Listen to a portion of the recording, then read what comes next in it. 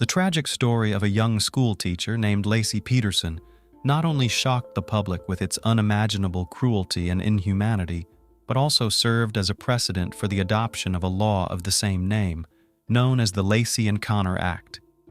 Connor was the name of her unborn son, who died with his mother, and the law itself was designed to protect children from violence before they were born, and to punish those who infringe on their lives and health. The case itself is far from unique, but the fact that a pregnant woman was abused by a close person who was supposed to protect and care for her is shocking and bewildering. Several TV documentaries have been made about the case. Despite the circumstantial evidence and controversial evidence, no one doubted the guilt of the defendant, and he himself, with all his appearance, demonstrated that he is not sorry and does not repent for what he did. This story is one of those that causes chills all over the body, but let's try to understand how it happened that the guy, who was considered a model family man, suddenly decided to commit such an atrocity. Who was Laci Peterson? Laci Denise Peterson, maiden name Rocha, was born in May 1975 in a small town of Modesto, located in the central part of the state of California. Her parents, Dennis Rocha and Sharon Anderson, were acquainted since high school. Their teenage romance led to marriage and the birth of 2 children, eldest son Brandon and daughter Lacy. Curiously, the mother named her daughter after a local beauty queen whom she herself admired. The family owned their own farm, so the children from a young age were accustomed to working in the field, as well as taking care of animals. The girl was very close to her mother. Together they grew a wonderful garden with flowers and fruit trees. Then Lacy first thought about connecting her future life with this occupation and getting a specialized profession. When the children were still small, the family faced a crisis. No matter how hard the spouses tried, but they could not save the marriage, and soon they officially divorced. The children, by mutual consent, remained to live with their mother in their hometown. 2 years later, Sharon remarried.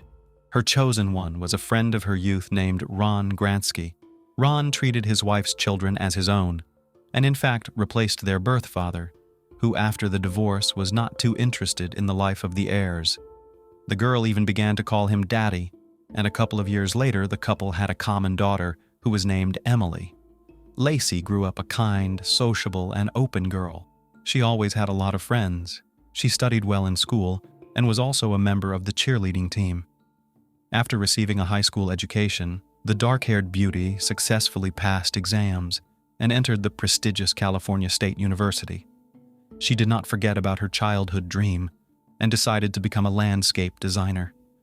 Lacy has always been a creative person, good at drawing, so she found the chosen profession ideal for herself. Who is Scott Peterson?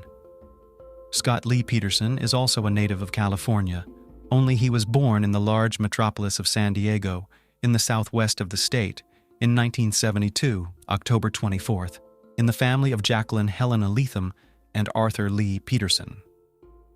The boy grew up in a fairly well-to-do family, and from an early age did not know anything to refuse. His father had his own business associated with the production of packaging materials, and his mother owned a store of designer clothes. By the way, her boutique was located in Hollywood, so among the regular customers were many celebrities.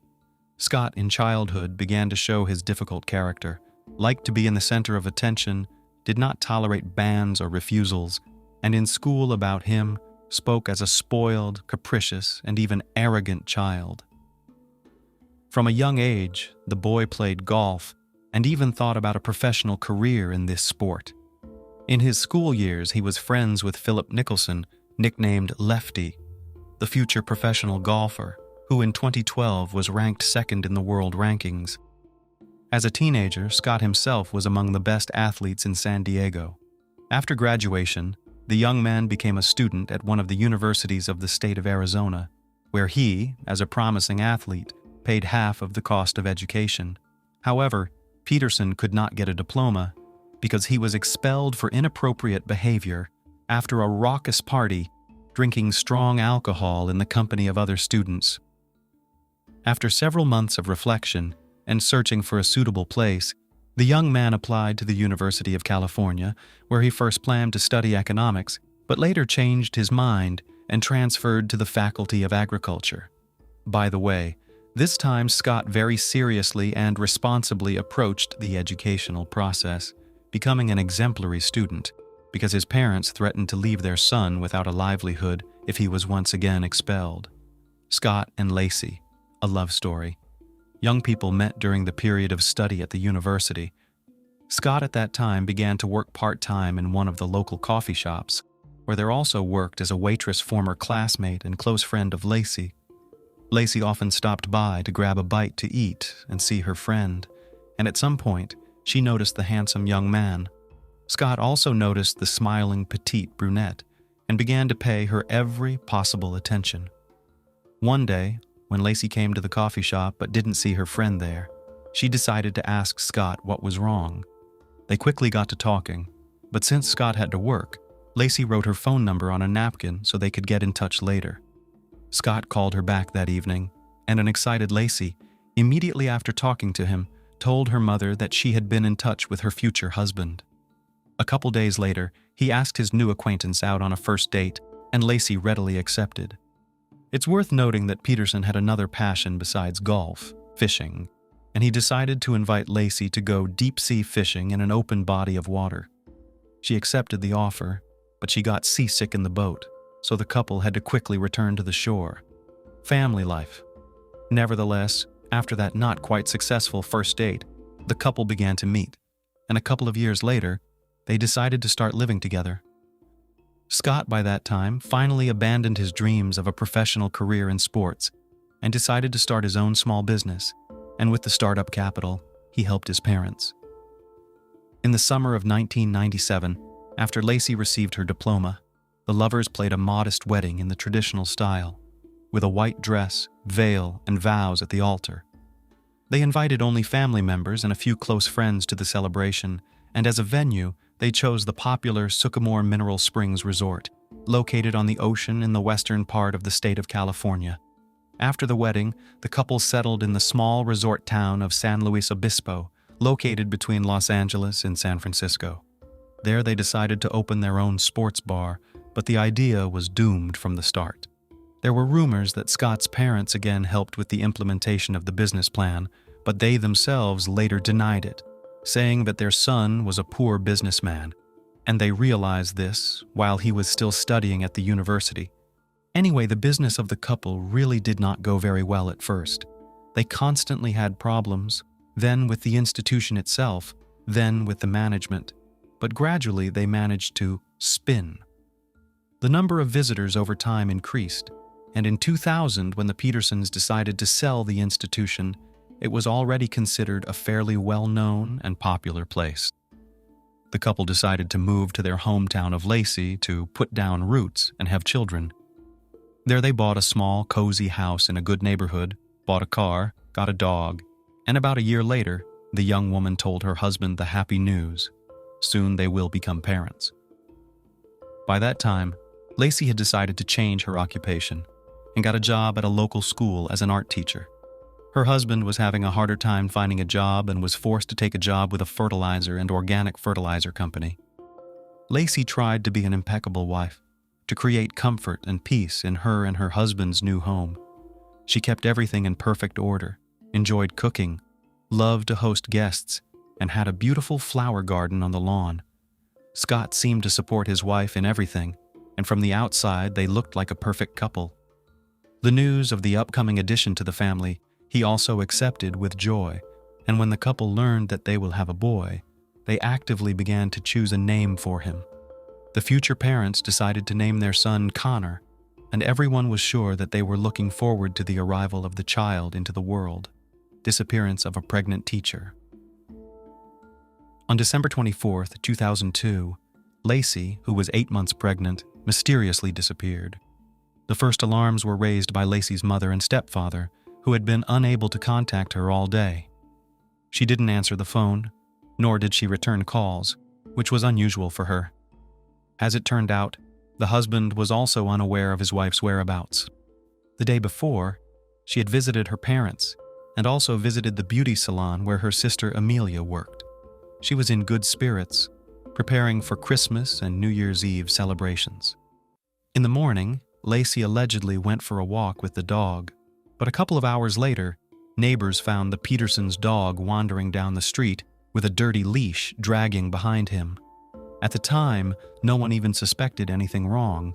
The neighbor, he said, simply thought the dog had escaped, so he took him to the backyard of the owner's residence. Toward evening, the worried parents called the police and reported him missing, asking them to start searching immediately because Lacy was pregnant, and if she was in trouble, she needed help as soon as possible. But neither that day nor the next, she was never found.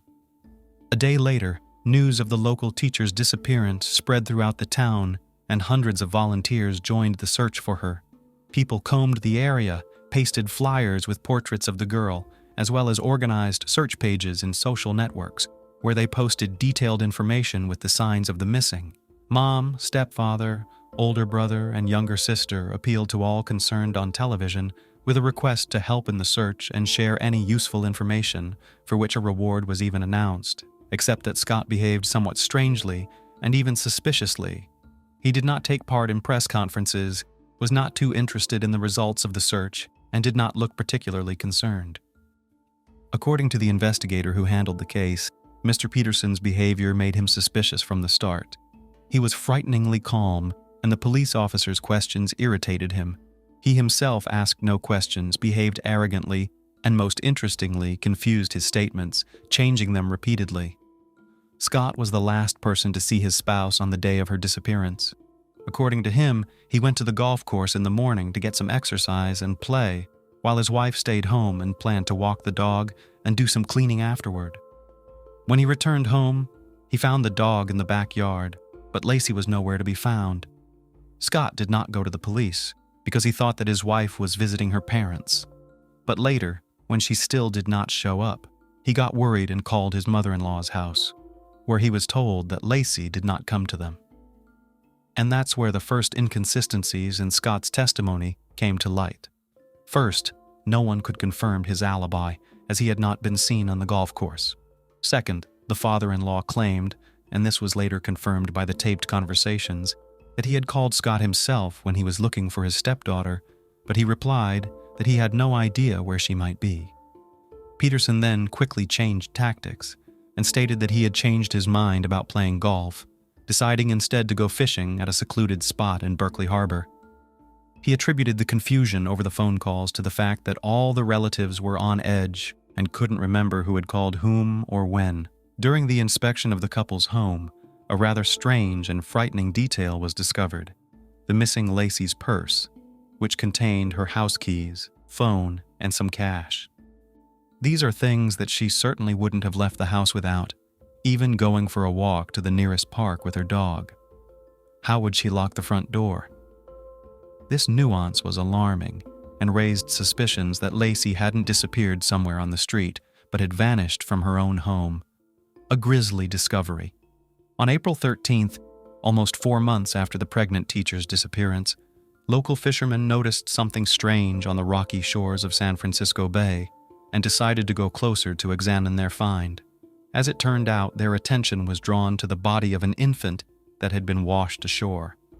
The boy's body had hardly undergone decomposition, but it was badly disfigured, apparently due to the fact that the body had been battered by the waves against the rocks for a long time.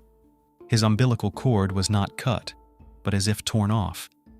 A day later, in another part of the bay, a few kilometers from where the infant was found, the badly decomposed body of a young woman was found. The corpse was so disfigured that it was not immediately recognizable as human remains. But the most gruesome thing was that the body was missing its head and most of each of its limbs. There were only a few fragments of clothing left on the body, including a special maternity bra. It was simply impossible to identify the body, so it was possible to establish that it belonged to the missing teacher only through DNA examination. According to criminalists, the baby was well preserved only because all this time he was in the wound, but in the process of decomposition, the body rejected the fetus. According to eyewitnesses who found the boy, something strange resembling a ribbon or rope was draped around his neck, and there was a large cut on his body. Although the results of the autopsy were never officially published, the experts claimed that the cut was the result of a wave hitting the body against a sharp rock, and that the noose around his neck was just trash. Throughout the investigation and search, Scott remained at large. Moreover, Laci's parents actively defended their son-in-law for the first few days, calling him an ideal husband and their union a happy one, built on love and trust. But the more the police learned about this guy, the more suspicious he seemed to them. So soon it turned out that Peterson constantly cheated on his wife, and his first extramarital affair occurred almost immediately after the wedding, even before the couple moved to Modesto. Later, he had many more mistresses, to whom he lied about not being married or recently widowed. Thus, in the fall of 2002, Scott met on a blind date with a charming blonde named Amber Frey. The girl worked as a masseuse and raised a young daughter on her own. She was looking for a life partner who would love and accept her along with her child, and handsome, polite Scott she immediately liked. The feelings were mutual. Scott admitted almost immediately that he had recently been widowed, and the coming Christmas would be the first one he would spend without his beloved deceased wife. Amber consoled him as best she could, and from that day forward, they began communicating almost daily. Soon, Scott informed his mistress that they could move in together after the holidays, and the couple began planning a future together. True, Scott noted that he never wanted to have children of his own, and seriously intends to undergo a sterilization procedure, vasectomy, but at the same time, he was ready to raise daughter Amber as his own. All was well until Amber accidentally saw a TV report about the disappearance of a local pregnant teacher. Despite the fact that the husband of the missing woman did not give interviews and did not appear in front of the camera lenses, the broadcast showed pictures of her and Laci together, in which Amber recognized her lover. Another curious feature was the fact that Scott, soon after the disappearance of his wife, radically changed his image, growing a beard and bleaching his naturally dark hair on his head and face. At first, Amber could not believe her eyes and hoped that she imagined it, but soon she was convinced that she was dating the same guy. She immediately went to the police and told them everything, even agreeing to record their phone conversations. During one of their conversations, Amber wondered why Scott had told her he was a widower a couple weeks before his wife disappeared, but he must have sensed something was wrong, but he was evasive. As soon as the bodies of the dead mother and child were discovered, the question of immediately arresting Scott as the prime suspect arose. Despite the fact that the investigation had no hard evidence, there was a high probability that Scott would try to leave the country. In fact, that's exactly what he was going to do, but fortunately, he didn't have time. The widower was taken into custody on April 18, 2003, but he categorically refused to admit his guilt. At the same time, his house, garage, and car were searched in detail, with frightening results. Microparticles of Laci's dried blood were found on tools in the garage, and in the trunk of the car and at the bottom of the fishing boat, experts found several hairs of the dead woman. The clothes Scott was wearing on that fateful day were long since gotten rid of. The house had undergone several general cleanings with the help of cleaning services, and the building itself had already been put up for sale. But the most difficult part of the investigation was the inability to establish the exact date of Laci's death, which in turn made it impossible to verify the suspect's alibi. The investigation was also hampered by traces of cement found in the garage, in the trunk, and in Peterson's boat. The material was believed to be the basis for a homemade anchor, with which he wanted to dispose of the body so that it would never be found. Although there was no direct evidence against Scott, he was found guilty of 2 counts of first and second-degree murder. Despite the vigorous and rather confident defense of the lawyers, almost no one had any doubts that Scott was guilty. The main proof of this was his behavior. He was not excited or upset. He took no part in the search. He was in a hurry to get rid of the evidence, put his wife's house and car for sale almost immediately after her disappearance, changed his image, and was going to leave the country with his mistress. Investigator Jonathan Buehler, who had been on the case since Laci's disappearance, said in court that he had no doubts about Peterson's guilt from the start. He realized this after his first conversation with him. The court initially imposed the death penalty as a punishment, but after a series of appeals filed with enviable regularity, the sentence was changed in 2021 to life imprisonment without the right to ever expect to be released. Also, the amount of the insurance, in the amount of $250,000, For the life of Lacy, which was originally assigned in favor of Scott, the court redirected the mother of the deceased. This high-profile case horrified the public and raised the issue of the need to protect unborn children from violence who may become victims of similar crimes. Thus, in the spring of 2004, the Lacy Encounter Act was passed, with the parents and sister of the deceased woman present at the signing. 3 years after the tragedy, Sharon Rocha published a biographical book dedicated to her daughter and grandson titled In Memory of Lacy, A Mother's Story of Love, Loss, and Justice. All money raised from the sale of the publication was donated to charity. The book itself was among the top bestsellers in American nonfiction. Sharon's husband and stepfather Lacy passed away in the spring of 2018 from a heart attack, shortly before another court hearing. He was buried next to his beloved stepdaughter and grandson.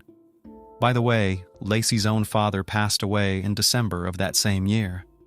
The dark secrets of a rich and happy family. It's often said that great wealth can corrupt even the best of people, but in reality, that's not entirely accurate. Wealth simply amplifies the existing negative qualities in a person, providing a sense of impunity and permissiveness.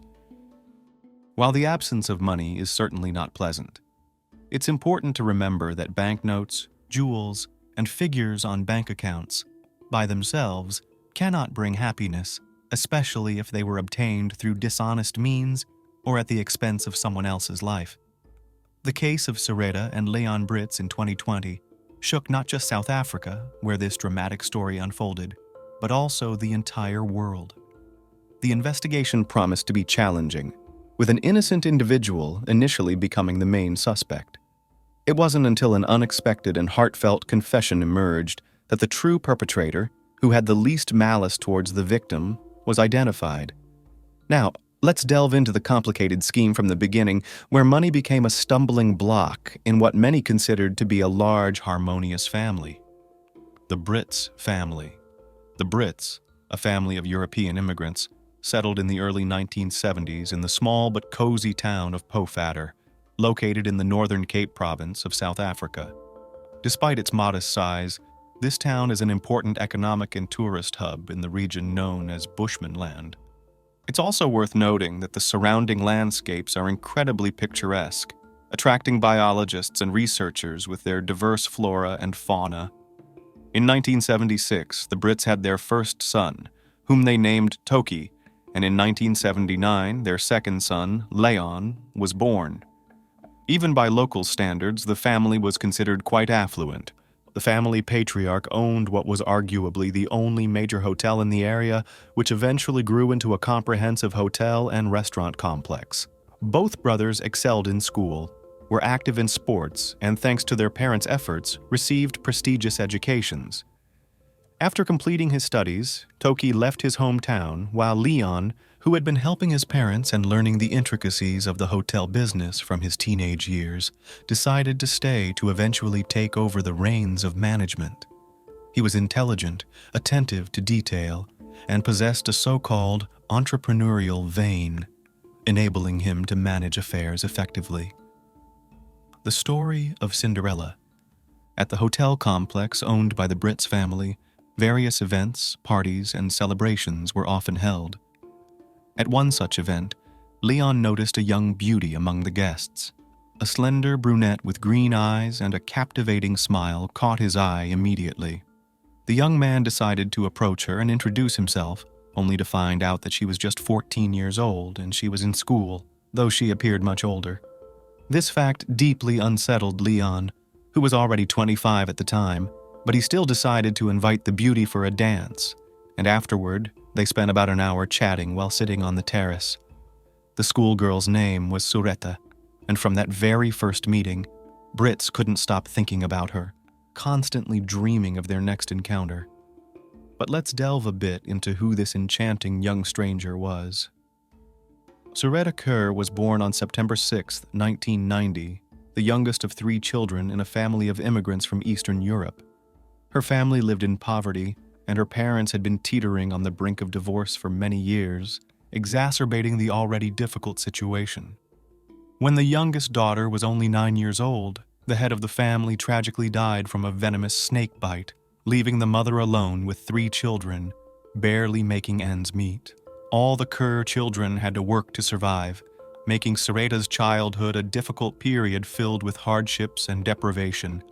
But then, a wealthy suitor suddenly appeared in her life, ready to lay the world at her feet. Due to her young age, the girl didn't understand how to react to the attention from an adult man who was 11 years older than her. Leon seemed genuinely in love. He sought any excuse to meet with the girl, picked her up after school, took her to popular restaurants, bought expensive gifts, fashionable clothes, and tried to please her in every way possible. Suretta received things she had always been deprived of, and luxury literally went to the schoolgirl's head.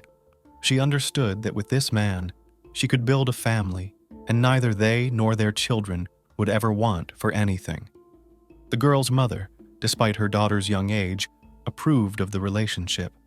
Leon seemed to her a reliable, decent, and kind person, and no one doubted the sincerity of his feelings. However, the young man's parents were very worried about his romance with her, as such relationships, if they went too far, could be considered a criminal offense. But the young man insisted he was willing to wait until his beloved turned 18, after which he would officially marry her. Unexpected pregnancy.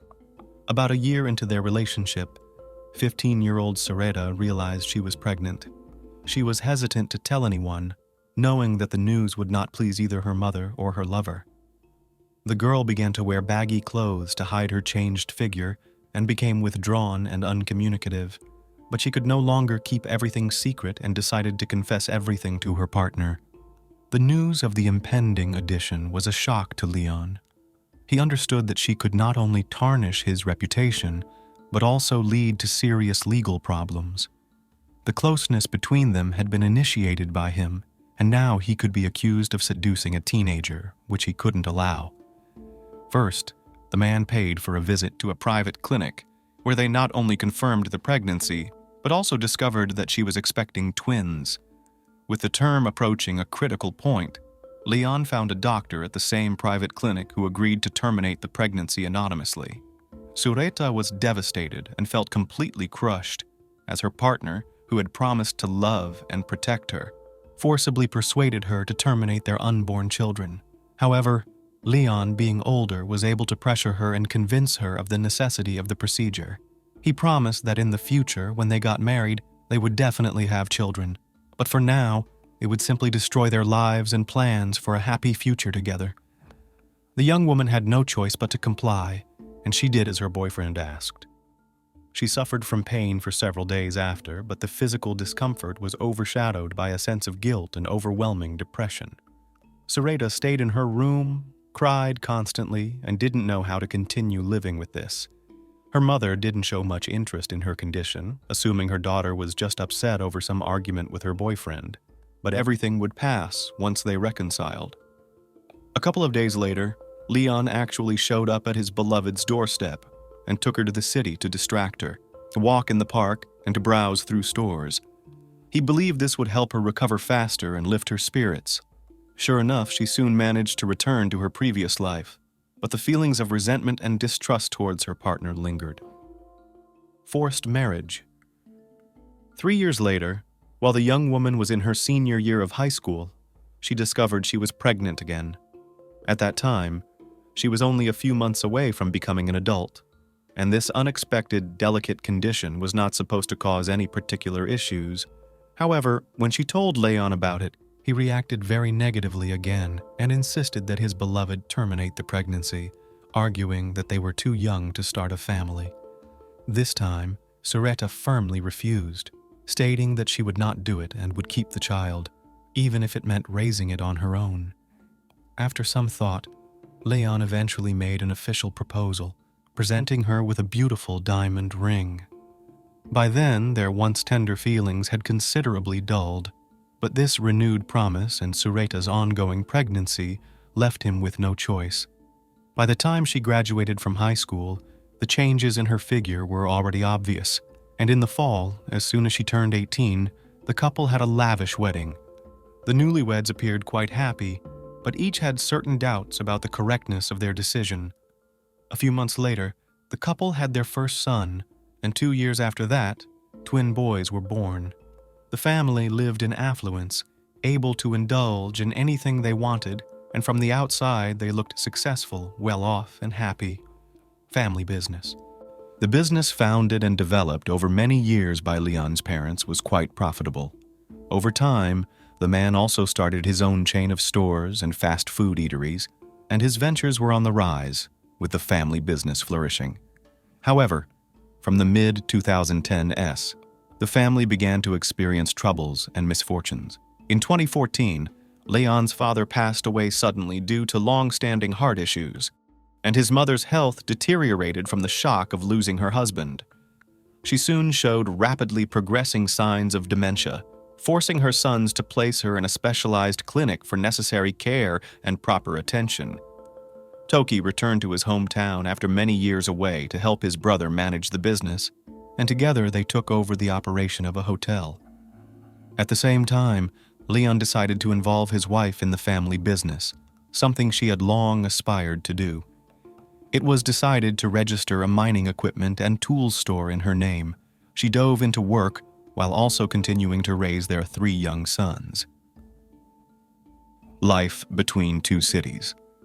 Brits, the eldest son, started elementary school in his hometown of Pofadder, but as the twins grew older, the parents faced the pressing issue of choosing a suitable educational institution for all their children. The challenge was that finding quality education in South Africa was not so straightforward. The spouses found a good school in the nearby city of Kakamas. The school was about 75 miles from Brits's home, but there was no need for daily travel back and forth. The couple decided to rent a spacious house in Kakamas, where Suretta moved with the sons, but Leon stayed in Pofadder as he could not leave the business and manage affairs remotely. However, the wife had to step back from managing the store, although she really enjoyed it and was quite successful at it. The woman dedicated herself entirely to raising the sons, and they only visited home to see their husband and father on weekends and holidays. Leon himself rarely came to Kakamas due to his busy schedule. Initially, it seemed that everything was in order, but over time, the spouses drifted further apart, and their feelings significantly cooled. Battle with a deadly illness. In 2018, Suretta started having health problems, which she did not take seriously at first. However, an examination revealed that the young woman had oncology and problems with the cardiovascular system. Soon, she underwent surgery to remove the malignant tumor and was prescribed a treatment course. Fortunately, all procedures were timely, saving the life of the mother of 3. But from then on, for prevention, she needed periodic therapy at a clinic in Johannesburg, which was quite expensive. The Brits family had the means, and Leon would never skimp on the health of his son's mother. Additionally, Suretta hired a nanny and a housekeeper who helped her around the house and looked after the children, which was essential when the woman went for treatment. By that time, the spouses had drifted so far apart that each essentially lived their own life. The young woman started an affair in Johannesburg, so when going for another course of preventive therapy, she would not stay in a hotel, but at her lover's place. Leon, apparently, also periodically had women, as compromising photos and messages found in his phone suggested. In fact, nothing but their 3 children bound the couple together anymore. Enemies and envy. The family issues did not affect the business, which continued to thrive. The hotel, stores, and restaurant chain were generating impressive profits, some of which Leon invested in real estate in major cities, earning a good income from rentals. Undoubtedly, their family was not only the wealthiest in Pofadder, but also among the most affluent in the northern Cape Province. Naturally, the Brits had many enviés and ill-wishers, whose numbers grew in proportion to the profitability of their business. Leon, his parents, and his brother regularly received threats and various demands. Leon himself often confided in his wife that he had long felt unsafe and feared that someone might try to take away his life's work. In each of Leon's offices, as well as at his and his parents' homes, there were safes and cleverly disguised hiding places storing cash in various currencies, securities, diamonds, jewelry, and gold bars. Suretta knew only about some of them, specifically those in their own home in Pofadder. Initially, the threats were a serious concern, but over time, as the man began receiving them daily, he simply stopped paying attention to them. He believed they were just attempts to intimidate him, as the ill-wishers had never tried to act on their threats. However, a tragedy soon occurred that ended Leon's life. Body in the pool. On October 7, 2020, Leon's wife called him and asked him to check on their dogs, which, according to a neighbor, had gotten out. Leon promised to call back as soon as he arrived and checked that everything was in order, but the return call never came. Concerned, Suretta called her husband's number several times, but no one answered. Leaving the children with the nanny, she drove to Pofadder. The front door was unlocked, but it seemed that no one was home. It was suspiciously quiet inside, and no one responded to her calls. She then went to the backyard, where she found her husband's body floating face down in the pool. There were wounds on his back, the water was tinged pink with blood, and it was clear that he was deceased. Panicking, Suretta called the police, the emergency services, and then dialed Toki, informing him of the incident. When law enforcement arrived, they immediately cordoned off the house as a crime scene. It was evident that the businessman's death was violent. The body had several stab wounds and signs of a struggle, and a safe in the house had been opened and its contents taken. An initial theory was that burglars had broken into the house, and the homeowner, returning unexpectedly, had caught them off guard, paying with his life. However, many other valuable items in plain sight remained untouched, suggesting the burglars had specifically targeted what was in the safe. Prime suspect. The murder of the successful and wealthy businessman quickly made a lot of noise, hotly discussed in the media and on social networks, generating numerous rumors, gossip, and speculations. Many knew about the long-standing threats against Brits and believed that competitors or ill-wishers had fulfilled their threats. However, the first and key suspect in the case became Toki, who had been managing the family business with his brother for the last few years. First, he had visited Leon shortly before the tragedy and was considered the last person to see him alive. Second, their mother was in very poor health, with doctors giving her only a few months to live, and her will, reportedly, was stored at the younger son's house. The prevailing theory was that the elder brother disagreed with the business mostly going to Leon and wanted to access the will to alter it. This explained why the other items in the house remained untouched. It was also suspected that he did not act alone, and murder was not part of the original plan. Toki categorically denied any involvement and stated that under no circumstances would he harm his own brother, especially since they had never had disputes or disagreements over financial matters. He sought support from Suretta, who asserted that she believed him and would help find the best lawyer to prove his innocence. Unexpected confession. For nearly 2 months, the investigation was at a standstill with no new evidence, leads, or witnesses emerging. However, one day, 35-year-old Jacques Van Vuren walked into the police station and offered to make a deal by pleading guilty and revealing all his accomplices in exchange for a reduced sentence. It turned out that Jacques had once attended the same school as Suretta. They were friends, and he even had feelings for her, but she did not reciprocate and soon started a relationship with Léon. The former friends had not seen each other for many years, but one day they coincidentally met at a shopping center and started talking. At that time, Jacques was going through a tough period. He had divorced his wife, lost his job, developed a dependence on alcohol, and was in dire need of money. Suretta saw that her former admirer still harbored tender feelings for her, so she began to confide in him about her unhappy marriage. She claimed that her husband mistreated her, was abusive, but she could not leave him because he threatened to take their sons and leave her with nothing. This topic was painful for Van Vuren since his ex-wife had barred him from seeing their children after the divorce, and he genuinely empathized with Suretta and wanted to help. They exchanged phone numbers, and a few days later, Suretta, having devised a cunning plan, called her former friend and tearfully told him that her husband had beaten her.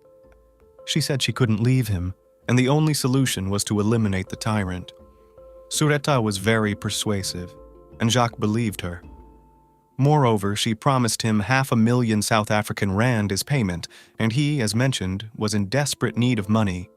Jacques agreed to help Suretta, but he did not want to do the dirty work himself, so he decided to hire other people. The plan was developed in early 2020, but due to the global epidemic that swept the world, its execution had to be delayed. During this difficult time, the Brits family business suffered colossal losses. A store and part of the restaurants had to be closed, and Leon wanted to sell the hotel, which his wife did not agree with. In late September, the conspirators returned to the original plan, but Jacques requested half of the payment up front. However, due to financial difficulties, Suretta could only withdraw 100,000 rand and also gave her accomplice her engagement ring. With this money, Jacques hired a friend named Enrique Williams, who had drug issues and was willing to commit murder for money. However, Williams was afraid he couldn't handle a grown, strong man alone, so he brought along his 25-year-old friend, Amantla Bareki, to share the fee. Suretta gave the criminals access to the house, informed them about the safe's location, and allowed them to take whatever they liked to make the robbery look more plausible. The only condition was that the dogs should not be harmed, so she let them out in advance. The neighbors saw this and called her, signaling that Williams and Bareki were in the house, after which she called her husband and lured him into a deadly trap. When the unsuspecting man entered the house, he was struck on the head with a baseball bat by one of the lurking criminals, and another attacked him with a knife, leaving him no chance. Leon was stabbed 8 times and hit with the bat a dozen times before his lifeless body was thrown into the pool. After opening the safe, the criminals found no money, only securities, diamonds, and gold bars. They handed over the loot to Jacques, who, in turn, gave everything to Suretta. The criminals decided not to take anything else from the house, fearing they would leave too many traces. They were only counting on the large sum promised by the client. Torment of conscience and fear of inevitable punishment. Jacques was not supposed to appear at the crime scene himself. Suretta feared he would be caught on surveillance camera footage and recognized, as Toki had seen him a couple of times and knew he was his brother's wife's school friend. He was only supposed to pass on the advance payment and instructions to the accomplices. However, Jacques was anxious to ensure everything went smoothly and drove past the Brits' house several times to make sure the perpetrators were in place and the victim had arrived directly to them. His car was captured on camera, and although the license plate was not clearly visible, the police were interested in the vehicle, meaning that finding its owner was only a matter of time. Furthermore, there was no money in the safe, and all the family's accounts were frozen during the investigation. Suretta had no way to pay the hired perpetrators, as selling diamonds, bars, or securities would expose her. She asked them to wait, but Williams and Bareki were not willing to wait and began to threaten Jacques. Desperate, Jacques had not received the money, was plagued by guilt, and his accomplices threatened to deal with him. He realized that he would end up either behind bars or follow Léon. Jacques shared his concerns with his sister, who told their mother, and together the women convinced him to voluntarily surrender to the police and reveal the other participants in the plot to secure a more lenient punishment. True motives of the mastermind. Jacques, in his full account to the police, believed he had done a noble act, as he saw Leon as a man who mistreated his wife, was abusive, and threatened to take away the children. However, it was actually Suretta who initially directed the police to consider Toki as the main suspect. Citing a will and property disputes between the brothers, the authorities decided to detain and interrogate the woman to uncover her true motives. It turned out that she and her husband had fallen out of love long ago, and each was living a separate life.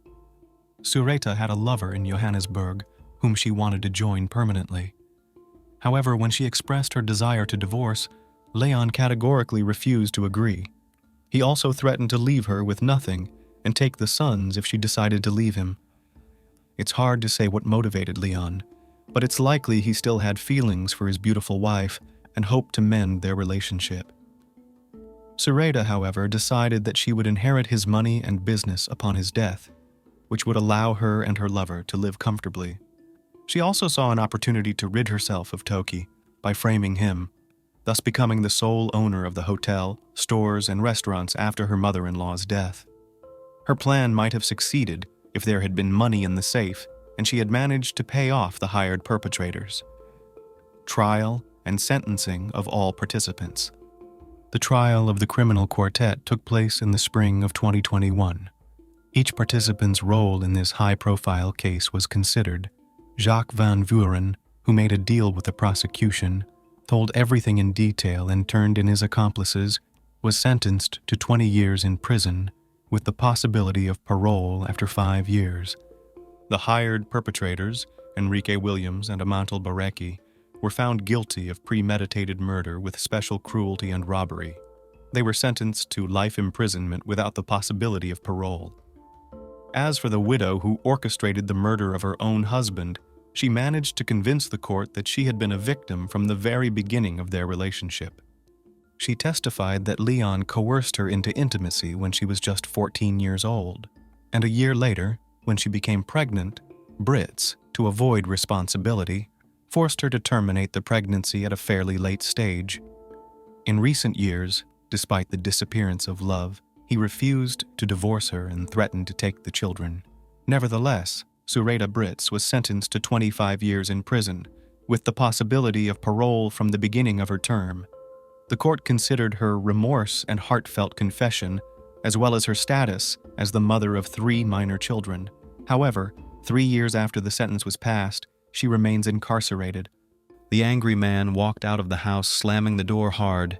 He reached the driveway and stopped. He ran his hand through his black, disheveled hair several times. The man was visibly nervous and said something quietly under his breath, then walked briskly back toward the house. He tugged sharply on the doorknob and stepped inside. Picking up a baseball bat that was lying at the entrance, he walked bossily through the house and shouted violently. At his screams, a blonde-haired young woman ran out. As soon as she approached him, he struck her on the head with the bat. The woman fell unconscious, and instantly a pool of blood formed on the floor around her. The enraged, dark-haired man continued to strike the immobilized woman until his fervor subsided. It is hard to imagine, but it happens that in such a paradisiacal place of the planet as New Zealand can happen such bloody tragedies. After all, New Zealand is first of all a picturesque nature with its unique flora and fauna, which creates a comfortable climate for people to live in. People living here have a high standard of living with a measured and calm way of life, where there is no corruption and crime is close to zero. But today our story will disrupt the tranquil life of Oakland and completely change the notion of a happy family. Carmen and Brad met on an ordinary day, which later became a fateful day for the two of them. Carmen Thomas was born on October 30th, 1987 in South Africa. Her father died when the girl was only 10 years old. Heavily bearing the loss, her family moved to relatives in the town of Whitby in the United Kingdom. But in another country, the long-awaited peace never came, and after a while, her family moved back to South Africa. Carmen, who was over 18 years old at the time, decided to stay with her relatives and later moved to live in London. In London, Carmen completed her studies and earned a master's degree in marketing. She had a strong and mischievous personality that attracted people. Carmen was a loyal friend and comrade for many people, but a beautiful life in a large metropolis required a lot of expenses, and the girl had to work hard to ensure a decent standard of living. During the day, Carmen worked in the store as a marketer, and in her spare time she worked part-time in a gentleman's club. Despite her strange choice in the service industry, Carmen was a girl of strict rules and never allowed herself unnecessary and even more so undignified behavior, which was very much appreciated by important clients. It was there that she met an attractive and flamboyant man, Brad Callahan. Bradford James Joseph Callahan was born in New Zealand in April 1978. The boy's parents separated when he was 9 years old. Little Brad stayed with his mother, after which they moved to Australia. In 2001, Brad graduated from university and received an engineering degree in the construction industry. At the invitation of a large construction company, he moved to the UK, where he was offered a position as chief structural engineer for a large business complex. For important negotiations and added status, Brad turned to a gentleman's agency, and his choice fell on the beautiful Carmen. The man was intelligent, tall, black-haired, with bright dark eyes, but he could not afford a real relationship because of too much ambition and busy career. He had no free time for a permanent relationship. After a successful business dinner, Brad was conquered by the open and radiant Carmen. They continued informal communication, which was repeated again and again. After a while, they formed a good friendship, which later grew into love. The candy bouquet period flew by very quickly, and the lovers began to live together. Their life together was based on trust and care. They sincerely supported each other and looked absolutely happy. After a while, Carmen became pregnant, and Brad decided that the best solution for them would be to return to New Zealand, to a country with clean air and the measured course of life. They returned to Auckland. In March 2005, Carmen and Brad had their son Jack. Jack brought more joy and happiness into their lives. From the first days, Carmen and Brad took care of his safety and provided everything they needed for his happy childhood. To them, Jack was the most important thing in their lives. However, with the birth of their son, serious disagreements arose in their relationship. The first misunderstandings appeared because of the upbringing of the child. The relationship between the lovers became turbulent and unstable, and after 3 years they parted, but retained joint custody of the child. The breakup was difficult for both of them, but they sincerely tried to keep a good relationship for the sake of little Jack. Wanting support and wanting to be surrounded by family, Carmen and Jack moved in with Colin, Carmen's half-brother, who also lived in Oakland. Gradually, emotional balance returned to Carmen, and she began a new life without Brad. In 2008, Carmen moved with her young son to a house on a neighboring street to Brad's so that the son would be closer to his father. The young woman, who lost her father at an early age, sincerely wished that her child would always have a father around as much as she could. Despite this decision, many of Carmen's friends and family thought the couple still had a good friendship, but they only spent time together for Jack's interests. However, life went on. Carmen and Brad tried to find happiness separately again. Brad continued to work as a construction engineer, and in May 2009 he started a new relationship with a girl and even got engaged. Carmen was busy raising her son and resumed her services in the gentleman's club, which quite hurt Brad. He sincerely believed that the mother of his child should never again be interested in dubious earnings. This disagreement became a boiling point in their good relationship. With each passing day, the situation grew more heated. Carmen gave ultimatums to Brad, and he in turn simply ignored the requests of the former lover. Nevertheless, Brad entered into a new marriage and was preparing to become a father again. New financial obligations directly reflected on the alimony, which he paid under the agreement Carmen for the maintenance of Jack. The money was the last straw in a series of scandals. On March 19, 2010, neighbors called the police. The police officers arrived and responded to an incident of domestic violence. Carmen attacked Brad during another quarrel and received a warning. The relationship finally deteriorated. Arguments did not stop even at a distance. Each new question regarding Jack was perceived by each party in the bayonet and with aggression. Once loving parents for a long time could not agree on what school Jack should go to, and it again led to a number of unsolvable problems and a chain of scandals. On June 29, 2010, Brad again came to Carmen's house to make a new written agreement to pay child support and to discuss a new school for Jack. Carmen was not satisfied with the document, and she kicked Brad out of the house, yelling in the wake that Jack was not his son. Brad left. 2 weeks later, Brad tried to speak to Carmen again, but she did not make contact. On July 13, 2010, he reported Carmen Tarmas missing to the police. The police took the report and began searching for the missing woman from video camera images and interviews with neighbors. Reconstructing the chronology of events since the last communication between Carmen and Brad, investigators found out some important details that should help in the search for the woman. They managed to find out that on June 29th, a surveillance camera recorded Carmen at a supermarket near her home. While inspecting the rented house where Carmen lived with Jack, the lack of a garbage can on the outside caught the attention of police. Inside the house, there were also traces of blood on the front door, on the washing machine, near the sink and shower.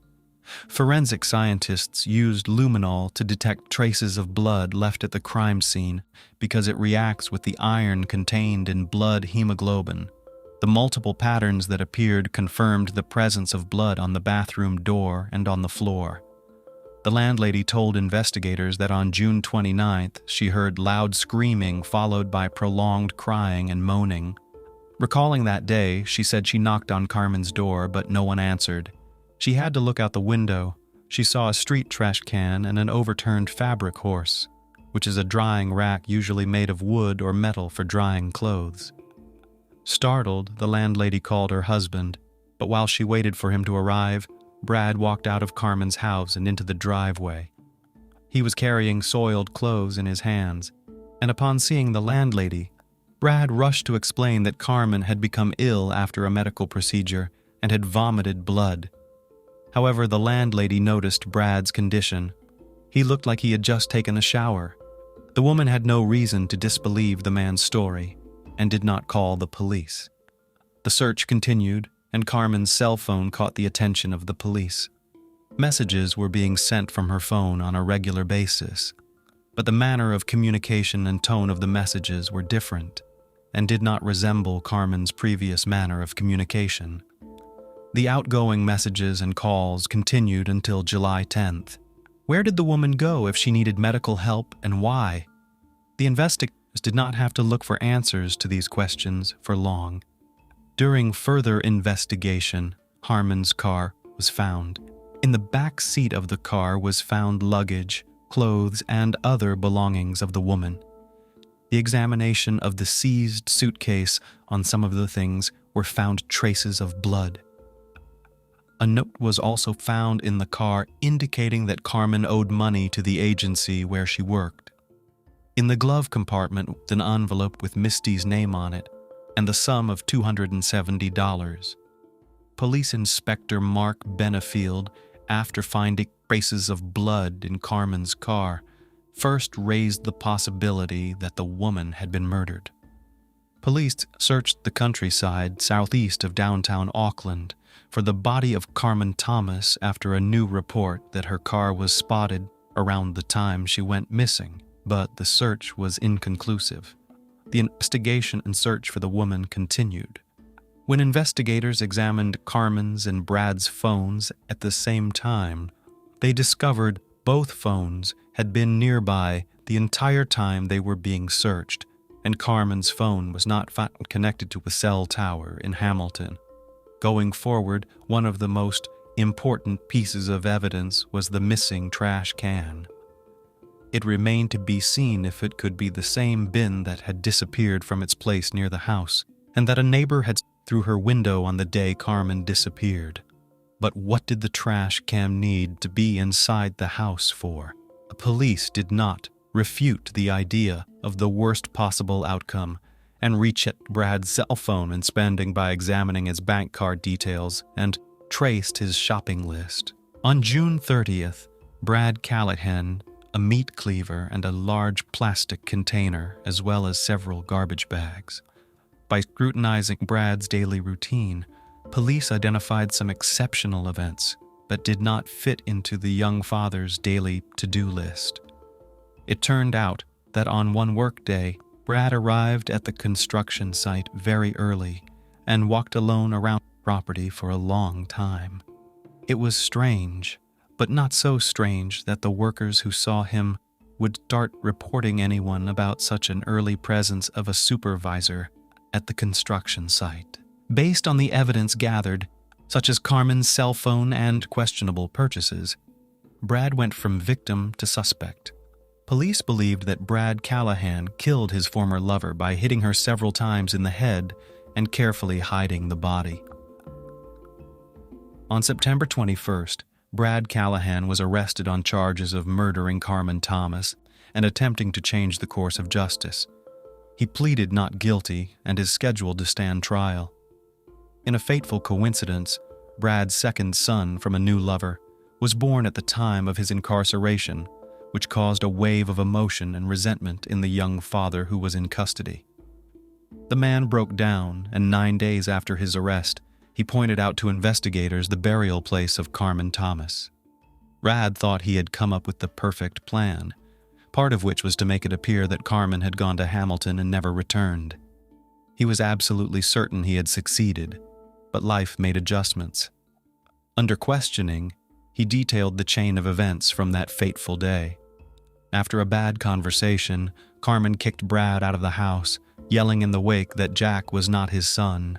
Brad left, but 5 minutes later, he came back into the house and hit Carmen in the head with a baseball bat with such force that she immediately fell unconscious. Blood spurted from her wound, staining the floor a bright red. Heavy breathing filled the room, and Brad stood over the body of his victim with a wild scowl in his eyes. He realized he had just done the irreparable, but he couldn't stop. In a fit of anger and resentment at Carmen's words, he threw several punches again. He knew that his act carried irreparable consequences, but everything remained in the shadow of his insane obsession. Memories flashed before Brad's eyes, happy and endless memories that were now gone forever. Brad knew that his life would be forever changed after that disastrous moment, and that he would not be able to get back everything that was, but it did not upset him at all, because by such an act he had solved his main problem, and Jack was now only his. Having come to his senses, Brad took a shower and then quietly left Carmen's house. In the days that followed, he sprang into action to get rid of Carmen's body and cover up the crime. Callahan called his friend and arranged to meet him outside the supermarket. He asked him to buy 3 black garbage bags, a bottle of kerosene and cleaning products, and waited for him outside the store, hoping to avoid suspicion. Brad then went back into the apartment and cleaned it up. He carefully wiped up the blood spatter and then wrapped the body in a bag and took it out in a trash can. In the following days, the defendant dismembered Carmen's body into 8 pieces to prepare it for disposal. He cut Carmen's legs from her torso at the hip joints. Each leg was cut through the knee into 2 pieces. Her arms and head were also severed from her torso. On July 3rd, he met a good friend at a boat ramp in Oahu Bay, near downtown Oakland.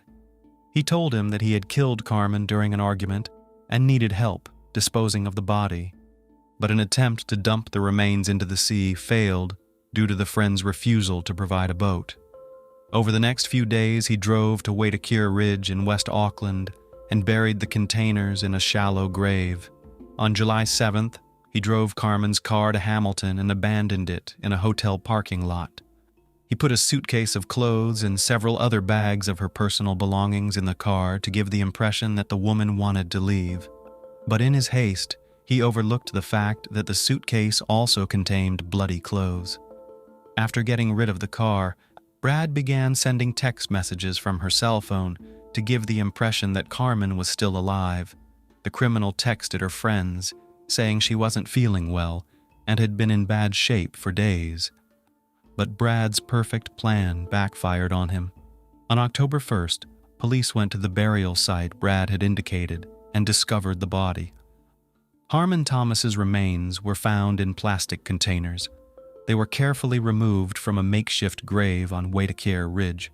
An autopsy determined that Carmen Thomas had died from multiple blows to the head, with the fatal blow causing a compressed skull fracture. After multiple forensic examinations, Carmen's body was released to her family for burial. On October 13th, a private funeral was held at Green Lane Christian Center for Carmen Thomas, a young mother, a cheerful, kind, and successful woman. Little Jack, who all along had waited and hoped to see and hug his mom, was only able to hug and kiss her white casket. On February 8, 2011, the first court hearing for Carmen Thomas took place. Judge Wenning found the crime committed was unintentional and took into account Brad's explanation that he acted on emotion. He acknowledged that it was done in a fit of rage, but Judge Wenning was less lenient when it came to the cover-up. On May 26, 2011, Brad Callahan was newly charged with attempting to change the course of justice. A summary of the police case shows that at 8:45 a.m. on July 29, 2010, Callahan struck Mrs. Thomas several times in the head, resulting in her death. He then texted a friend to bring 3 garbage bags and a bottle of kerosene. During the ensuing period, Callahan dismembered Miss Thomas's body into 8 pieces to prepare it for disposal. On November 25, 2011, a retrial was held. Police officers who had been working on the case filled the High Court in Auckland when Bradford Callahan unexpectedly made 2 guilty pleas. Brad Callahan, who had previously denied guilt, suddenly admitted to murder and attempting to change the course of justice after Carmen's death. The judge said it was one of the most serious cases of attempting to pervert the course of justice, calling Brad's actions just about the most serious case of attempted perversion of justice there can be. The judge also felt the murder of Carmen Thomas was brutal, but not so brutal as to result in the harshest sentencing laws. The 33-year-old man was sentenced in Auckland High Court, where a large public gallery was filled with Thomas's friends and family, including her parents, who were visiting from South Africa. Judge Wenning sentenced Brad Callahan to life imprisonment for murder and 6 years in prison for attempting to pervert the course of justice. He also condemned the lengths Callahan went to in order to cover his tracks. The sentences are to be served concurrently. Judge Wenning also said the minimum sentence for the perverting the course of justice charge was insufficient to bring Brad Callahan to justice. Mr. Callahan passed judgment on himself by his actions that day, and it had a devastating effect on 2 families, said Detective Inspector Mark Benefield. Callahan's supporters left court without comment. In a statement, the Thomas family said nothing can bring their Carmen back, and they are still angry because of it. But they are grateful that Brad will be away for an extended period of time so he can reflect on the enormous damage he caused to their own son in the first place. Carmen Thomas's mother, Teresa Scott, told the court in a victim impact statement that she felt completely destroyed by what happened to her daughter. After the verdict was announced, the officer in charge of the investigation, Detective Inspector Mark Benefield, told the court that the justice done is the result of hundreds of hours of police work over the past 10 weeks since Carmen Thomas was reported missing on July 13, 2010. Also, Detective Mark Benefield, during the interview, explained what the work to find Carmen consisted of. He explained that early on in the missing person investigation, they determined that Carmen was most likely murdered. Then the work of gathering evidence, as well as researching information, was carefully conducted. This required a great deal of time and effort to gather, and it was also necessary that proper legal procedures were followed. The detective reported that over the last few weeks, close cooperation with the defendant's employer had not been finalized. Attempts to further investigate part of the Victoria Street construction site would continue in order to find any evidence that might assist the investigation.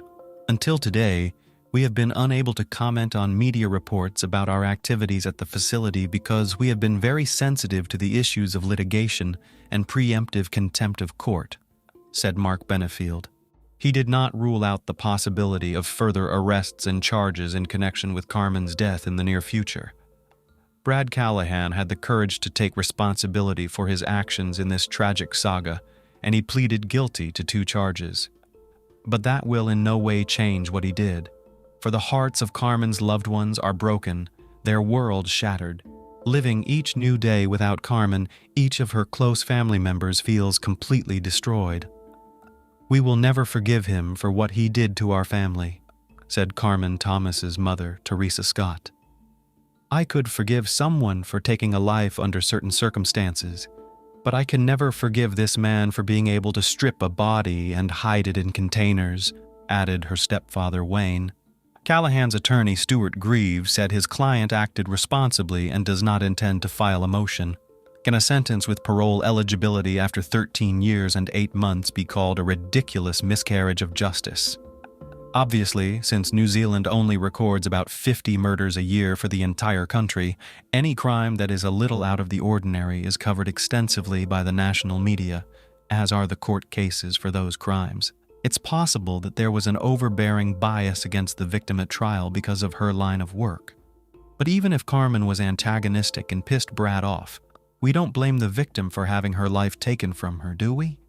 If Brad had wanted sole custody of his son, he likely would have used this prejudice about Carmen's work and gotten his way because he had the opportunity. Instead, he beat her to death and tried to cover it up. In this situation, we are not diagnosing. We are only speculating. In summarizing this gruesome story, the same question comes up repeatedly. It is understandable that in a fit of rage and uncontrollable anger, a person can commit irreparable acts. But what feelings can a healthy person have when he comes up with a plan to dismember a once tenderly loved person?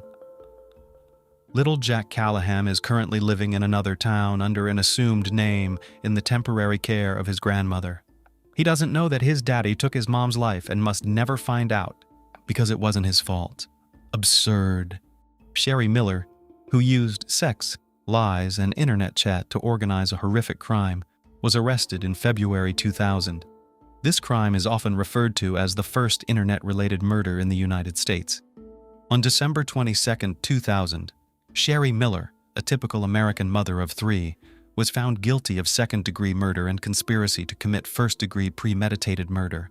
She insisted on her innocence for nearly 17 years before pleading guilty in 2016. "I have ruined many lives. It's time to put an end to the lies and tell the truth," Sherry Miller pronounces before confessing. Bruce and Sherry were born and lived in Flint, Michigan, a poor town that was once an important cog in the Midwest auto industry.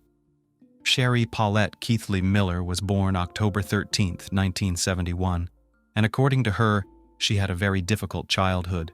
The girl grew up without a father.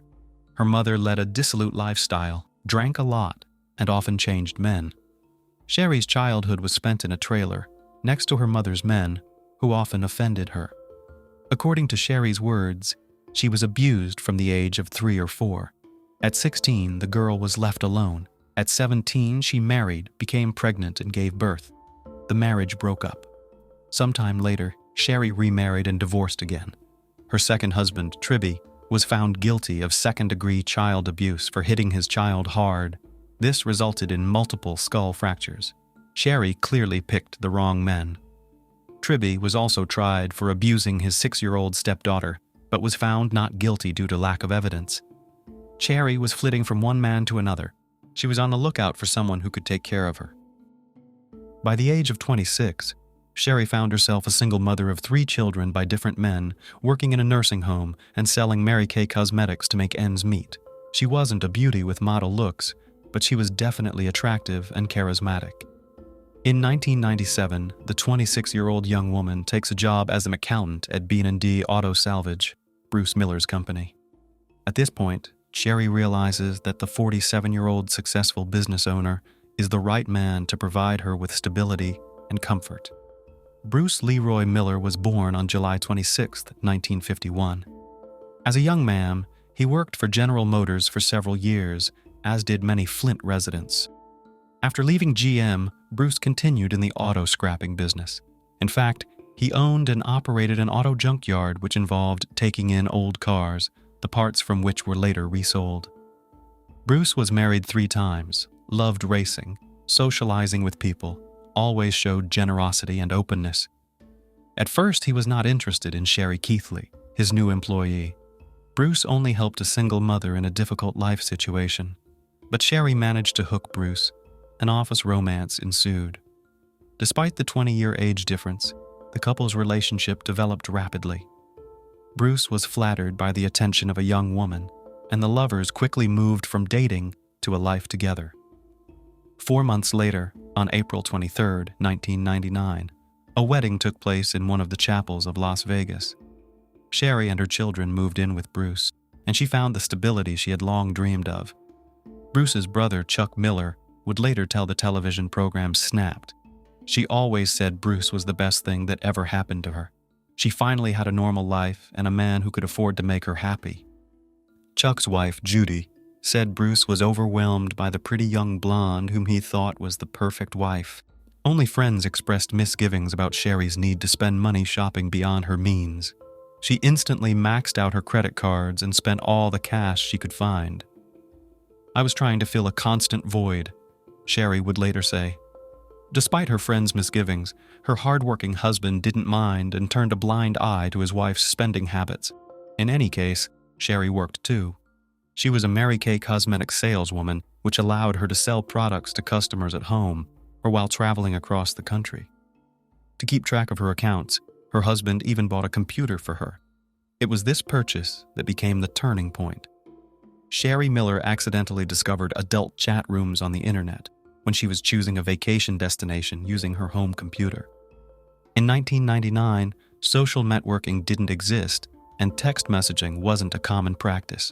Instead, people communicated with each other in online chat rooms. Some were adult in nature and were places where you could go and flirt anonymously, share your fantasies, and have a virtual romance. Bruce, according to friends, was aware of his wife's online flirting, but considered such behavior harmless. He loved his wife, was happily married, planned to adopt her children, and preferred to trust, not overshadowing his family life with suspicions. Sherry quickly settled into the virtual world and soon became accustomed to logging into chat rooms and sharing her deepest sexual fantasies with complete strangers under various promising aliases. Detective Kevin Shamlian, who investigated the murder case, told the court that Sherry had at least 25 different aliases. It wasn't until 2016 that Sherry admits, "I didn't get up from behind this computer. Bruce worked at the store and he had his own business, so he was away a lot. I spent hours flirting online. I wanted to control everything, obsessively control people who trusted me. It was like a video game, and every man and every relationship was a new level for me, and every level was harder." Among the men Sherry Miller met online was Jerry Cassidy, known by the pseudonym Reno Dudes. Jerry was born on October 6, 1960 in Kansas City, Missouri. He married, raised his son, loved deer hunting with his brothers, and dreamed of becoming an FBI agent. While working as a homicide detective, Jerry reported a corruption involving falsified records to one of his coworkers. In retaliation, he was demoted, eventually forced to resign after 9 years of service. Although Jerry did the right thing, the move ended his career. Jerry became depressed, began drinking and abusing substances. The marriage fell apart. After a while, he pulled himself together, moved to Reno, Nevada, and became a security guard at Harrah's Casino. Free time he spent in chat rooms, where he met Sherry Miller. Hot correspondence began, and in July 1999 they met in person in Reno, where Sherry came ostensibly to the convention of the company Mary Kay, taking with her friend. The online romance turned into a physical affair, and Jerry Cassidy thought life was beginning to change for the better. Sherry said she was a wealthy businesswoman living with a disabled husband, and therefore looking for a sexual encounter on the side. Jerry believed it. His friend and colleague, Carol Slaughter, would later recount. Sherry came into Jerry's life when he was at rock bottom. His marriage had broken up. He was in a new neighborhood where he had no friends. Jerry fell hard for Sherry, telling his friend Carol Slaughter that Sherry does absolutely everything in the bedroom. Throughout the summer and fall, Sherry used her cosmetics business as a cover for trips to Reno. When Sherry and Jerry were not together in Reno, they exchanged instant messages and emails of a sexual nature, including videos. Soon they even renamed their accounts, with Sherry calling herself Jerry's Fool and Jerry calling himself Sherry's Fool.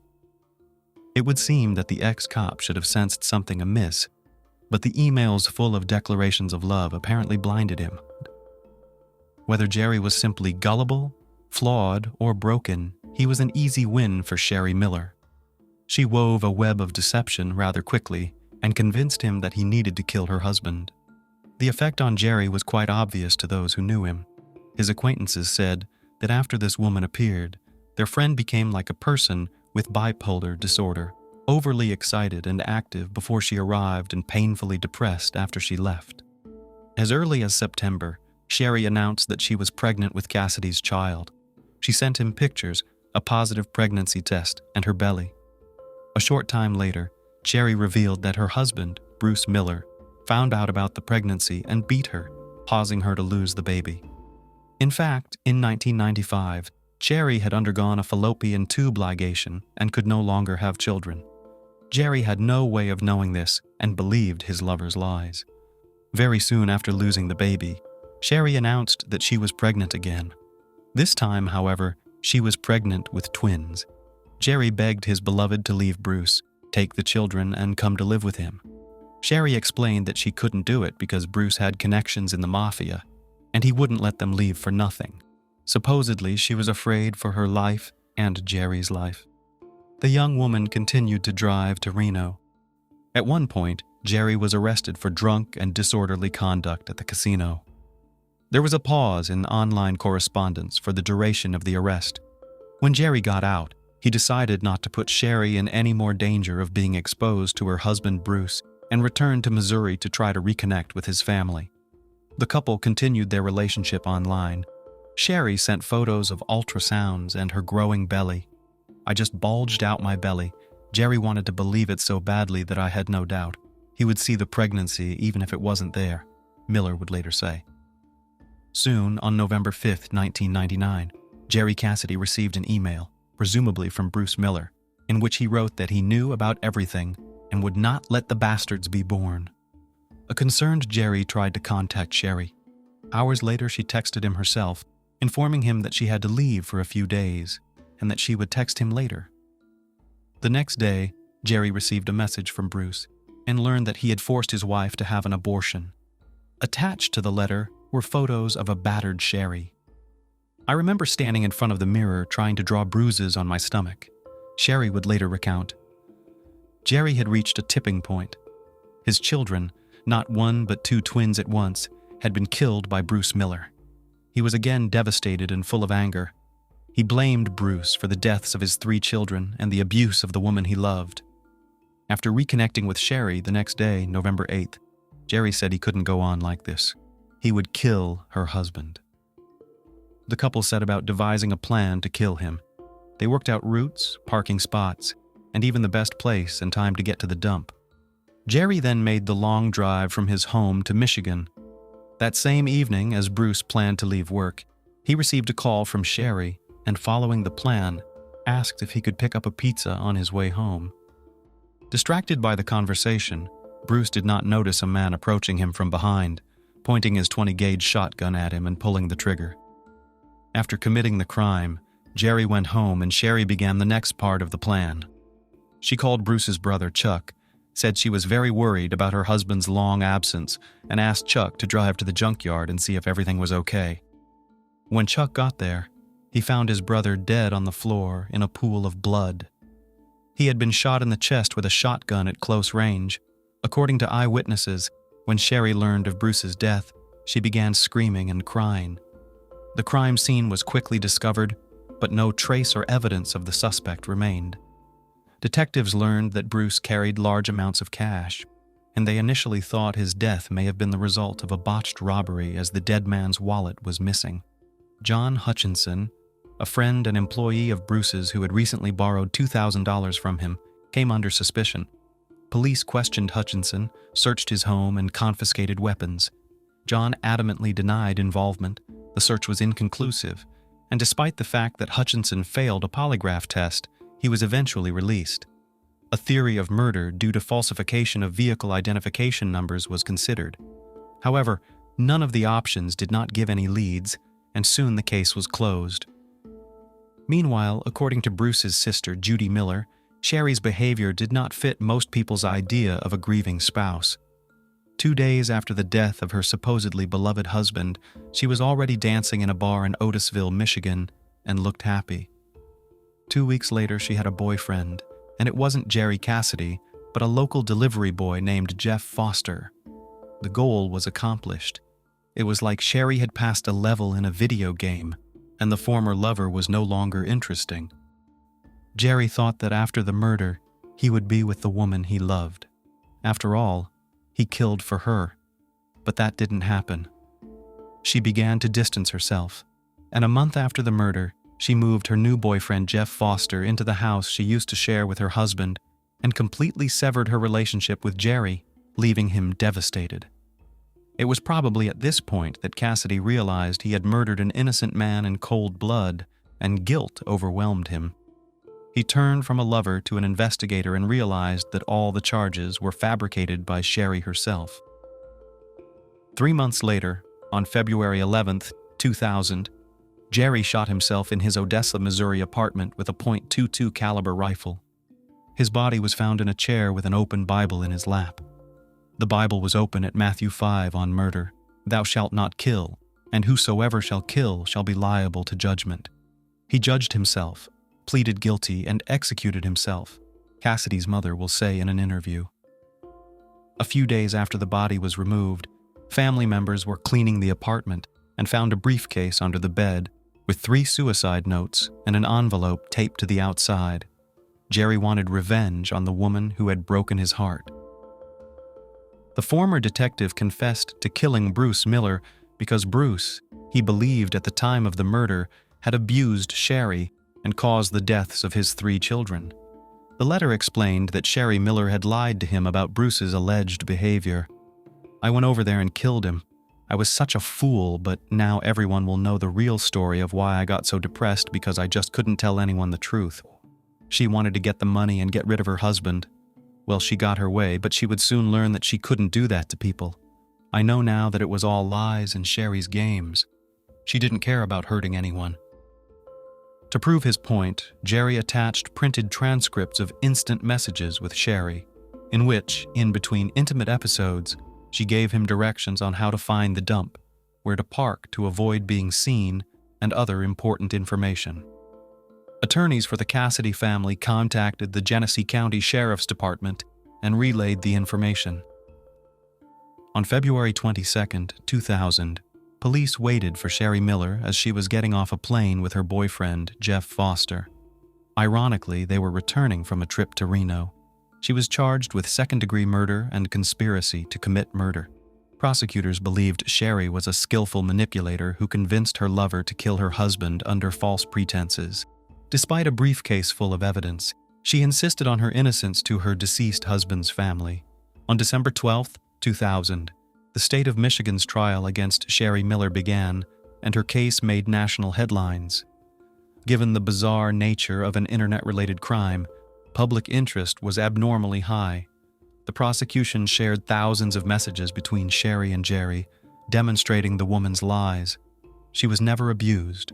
She was never pregnant with Jerry's children, as she had undergone a fallopian tube ligation many years ago.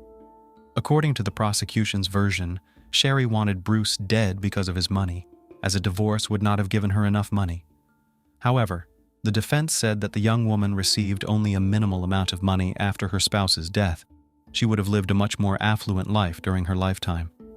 The defense insisted that Jerry Cassidy was seeking revenge by being in the role of an abandoned lover, so he fabricated evidence. Sherry told the jury that the sexual communication between her and her lover was just part of an online fantasy. She said she lied about her pregnancy to help Jerry deal with depression and about the abuse to convince Jerry to leave her alone. Sherry adamantly denied writing the messages describing the crime, insinuating that Jerry had forged the messages using his experience as a homicide detective. However, police found evidence of the messages on Sherry's computer. Online correspondence played a crucial role in the trial. Miller was found guilty on December 22nd and sentenced to life in prison on the murder charge and 54 to 81 years on the conspiracy charge. In 2007, she was diagnosed with post-traumatic stress disorder and found to have other mental illnesses while in prison. Sherry began treatment and filed an appeal. She even managed to get married for the 4th time. Michael DeNoia saw the story on the news and couldn't resist the woman's charm. Michael wrote, Sherry wrote back, and in 2008, he visited the criminal in prison and proposed. Some reports say they actually married in April 2008, although there is no evidence of this union. Miller won an appeal in 2008 and was released from prison in 2009. A federal judge overturned Sherry Miller's conviction, saying Jerry's suicide letter should not be considered as evidence because Cassidy is dead, and the defense cannot cross-examine him. The judge ruled that a new trial was necessary and released Sherry, setting a bail amount. In 2012, Sherry was sent back to jail to continue serving her original sentence after the court reinterpreted the admissibility of the suicide letter. By this time, Sherry had spent 3 years on the outside. She continued to insist on her innocence. In 2016, Sherry Miller, in a 4-page typewritten letter sent to a district judge, suddenly admitted her role in her husband's death. Everyone got a shock. No one expected her to ever voluntarily do so. The letter sent to the judge was seen by many as just another manipulation to gain sympathy or profit. Something happened inside me when I had to go back to prison after 3 years of freedom. You see, I had my daughter and granddaughter living with me. I begged my daughter not to come with me as I was being taken back to this prison. She wouldn't listen. As I walked through the sliding doors and looked back at my daughter, she was crying so hard. I remember hearing her scream, "No, Mommy, no, don't go." After that moment, the full implications of what I had done to Bruce, his friends, his family, Jerry, his friends and his family hit me with full force. They will never see them again. Bruce was a great man, Sherry Miller wrote of her husband. He never hurt me or my children. All he did was love us. He wanted to adopt my children. He just wanted a family. The only man who loved me, and I ordered him killed. In 2022, Sherry gave a public interview to a popular TV station. She admitted that Bruce was not involved with the mob and never abused her. She admitted that she used makeup to fake bruises and faked ultrasound scans to manipulate Jerry. According to Sherry, she didn't do it for the money. She said that she was afraid Bruce would find out who she really was and felt that it would be easier for him to be killed than to learn the truth about her. Sherry admitted that she knew about Jerry's tendency toward depression and the briefcase of evidence, but was confident that she would talk herself out of anything and could manipulate the jury and the court. She was so convinced of this that she turned down a plea bargain that could have gotten her 15 years instead of a life sentence. According to Sherry, it took a public story to find peace with herself. It's still very hard for me to look in the mirror, realizing what I did. I've been waiting to tell the truth, and hopefully get a sense of peace from it. Sherry Miller remains incarcerated at the Huron Valley Women's Complex in Michigan. She is not eligible for parole. The price of love. What determines our future? Definitely the decisions we make and the actions we take. However, sometimes chance intervenes in the usual way of life, and then they say that you can't escape fate. Also happened to the heroes of today's story, Joseph and Olga Connell, whose life paths crossed in an unexpected way, after which the couple never parted. Unfortunately, the lovers could not enjoy each other to the fullest, as they were destined for a terrible fate. Around 2 a.m. on September 23, 2013, a series of gunshots rang out near the Paladin Club condominium in Wilmington, Delaware. When eyewitnesses ran to the scene, they saw a man and a woman lying on the ground. A little later, a call went out to emergency services. The caller reported the attack and its victims. Medics arrived and administered first aid. Despite the gunshot wounds to the face and loss of blood, the victim was alive, which could not be said about her companion. The bullet-riddled man showed no signs of life. Apparently, he was killed instantly, shot in the back of the head. Unfortunately, time was running against him. Realizing this, police officers questioned the woman about what had happened. In response, she uttered something inaudible and lost consciousness. The victim was rushed to the hospital. However, halfway there, she gave up her last attempts to fight for life and died. Working at the scene, specialists found personal belongings and documents. Connell's newlyweds turned out to be the deceased. All valuables, wallet, purse, cell phones, and even the diamond ring on Olga's hand were not stolen, which means that the attack was not an attempted robbery, but a targeted murder. It was later determined that the victims were attacked outside their home. After the young men returned home from celebrating their spouse's 39th birthday, the attackers acted in a treacherous manner and fired approximately 25 shots into their backs. Detectives had to figure out what interrupted the couple's love affair and whether the motive for the crime could have been a long-running domestic dispute. Connell family. Joseph was born into a successful and close-knit family. He was the middle child and had an older brother, John, and a younger sister, Kelly. During the younger years, the children often quarreled over nothing, but when their parents divorced, they rallied and became inseparable. After the breakup of relations, the guys stayed to live with their mother. After a while, another man appeared in the life of a woman. The new marriage turned out to be successful in all plans. The family still did not need anything, and the stepfather replaced the father. The family lived in a fairly quiet and cozy neighborhood. During the day, everyone went about their business, and in the evenings, everyone gathered around the round table and discussed personal events. Joe grew up a correct and persistent boy. However, these qualities were more about school and work. Otherwise, he was a fun-loving boy and the soul of the company. Even from an early age, the young man dreamed of starting his own business and to establish himself as a businessman. Thanks to his business acumen and resourcefulness, his efforts bore fruit. Together with his best friend, Christopher Rivers, the hero of the story became the owner of a machine store and a specialized store in Tullyville. Everyone in the neighborhood knew the young men as successful partners who had risen from scratch. The buddies were very friendly, moreover, burned a common idea, and developed their business. The story of acquaintance. Joseph was a convinced bachelor until he met a Russian beauty, Olga. Communication between the young people began on the dating site. They quickly found common topics for conversation, as they were already quite mature people with a lot of life experience. A female friend admitted online that she was in the process of divorce and had only recently moved to the United States. The man told about his experienced relationships and plans for the future. Both interlocutors were sociable and bright personalities, had similar interests and views on life. Therefore, it is not surprising that gradually their feelings grew into something more. One day, Joe realized that he no longer imagines his life without his beloved and made her an offer. Olga reciprocated. The only nuance was the fact that the bride has not yet been presented to the family. However, the man did not fear for this. He was confident in his choice and in the reaction of relatives.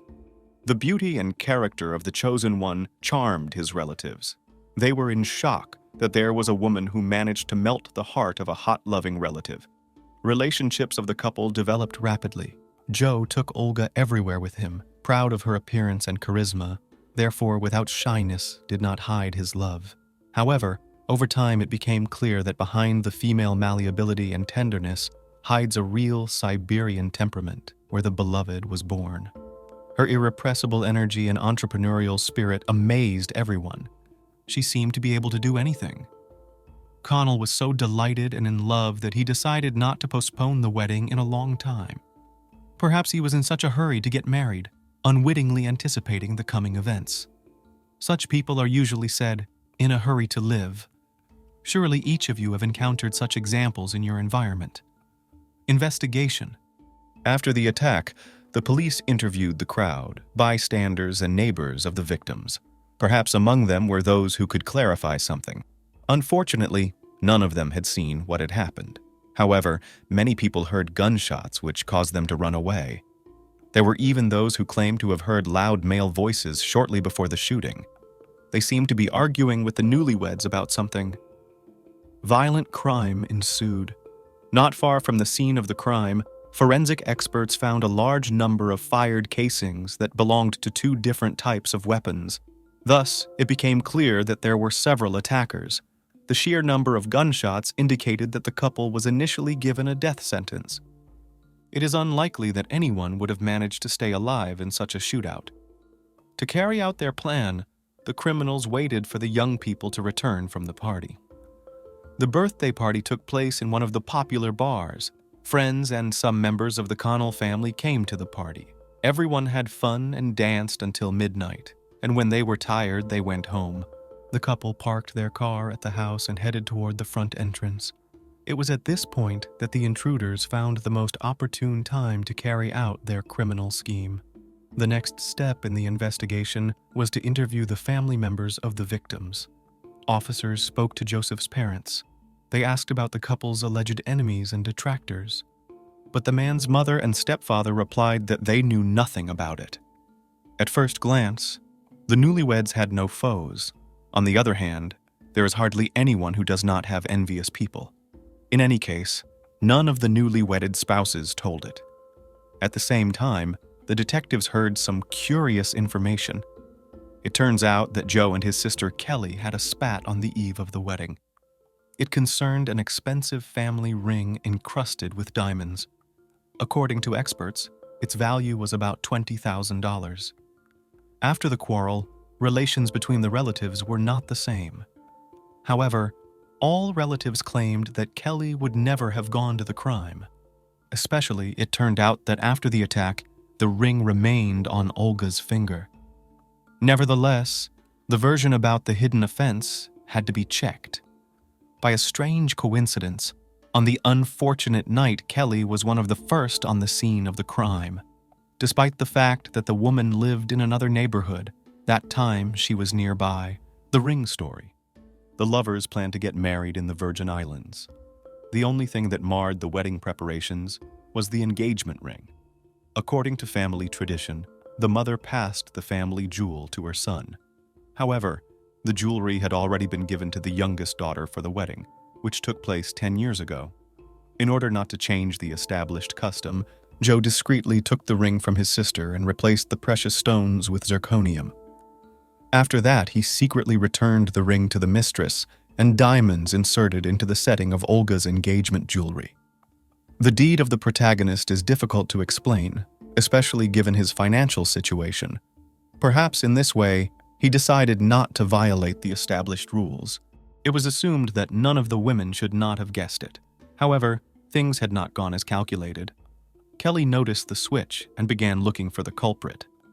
When the younger sister learned of her brother's action, she was extremely outraged. Understandably, she expressed her indignation to Joseph.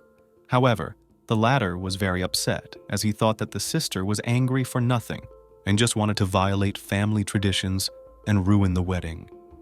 One way or another, but the ceremony took place. Kelly did not attend the event, citing employment.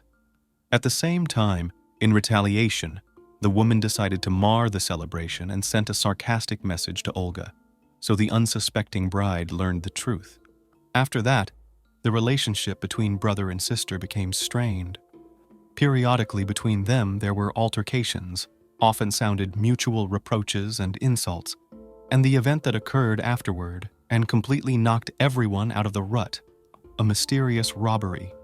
Joint life at the newlyweds began there in the Virgin Islands. During the honeymoon, the couple enjoyed marriage. Olga and Joseph sunbathed on the beach, swam in the sea, fished, rode on a yacht, and tried exotic cuisine. There was plenty of money for these purposes. Joe was proud that the business was booming and bringing in a tangible income, about $1 million a year. Back home, the newlyweds bought an expensive Mercedes car.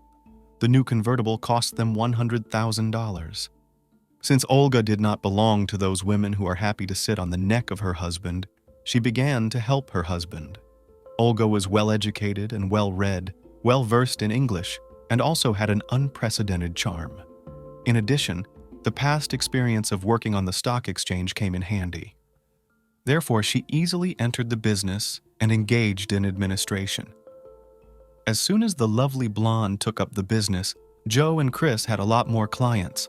A week before the attack near the condominium, someone broke into the home of a young family. While the couple were busy doing business, an unknown person stole jewelry and family heirlooms. The diamond ring was Olga's that day. After the Connell couple returned home, the head of the family noticed the illegal intrusion and called the police. Law enforcement officers examined the scene and surprisingly did not find any evidence. The search for the burglar yielded no solid results. Detectives put forward a version that the robbery was the result of someone staging or the work of a professional. That's why Kelly was under a lot of suspicion. As many believed, the sister had every reason to stage the crime. Perhaps over time, she could not forgive her brother for what he had done and decided to teach him a lesson. However, soon the investigation of the case came to a dead end. A more terrible crime happened to the spouses, and all the attention of detectives shifted to the investigation of a double crime. Search for motive. When detectives interviewed Kelly, she looked grief-stricken. The woman cooperated with the investigation, and didn't hide anything. She told about the conflict with Joe and even showed correspondence about it. In one of the messages, Olga expressed the opinion that the recent robbery was organized by Kelly herself.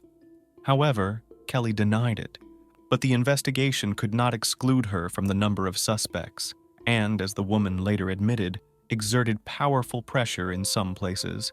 Despite the obvious motive, all the facts were to the contrary. At none of the interrogations did the victim's younger sister change her testimony, nor was she confused. During Joe and Olga's funeral, the sister looked broken. It was obvious that she loved her brother and was grieving the loss. At the same time, other versions of the murder were being considered.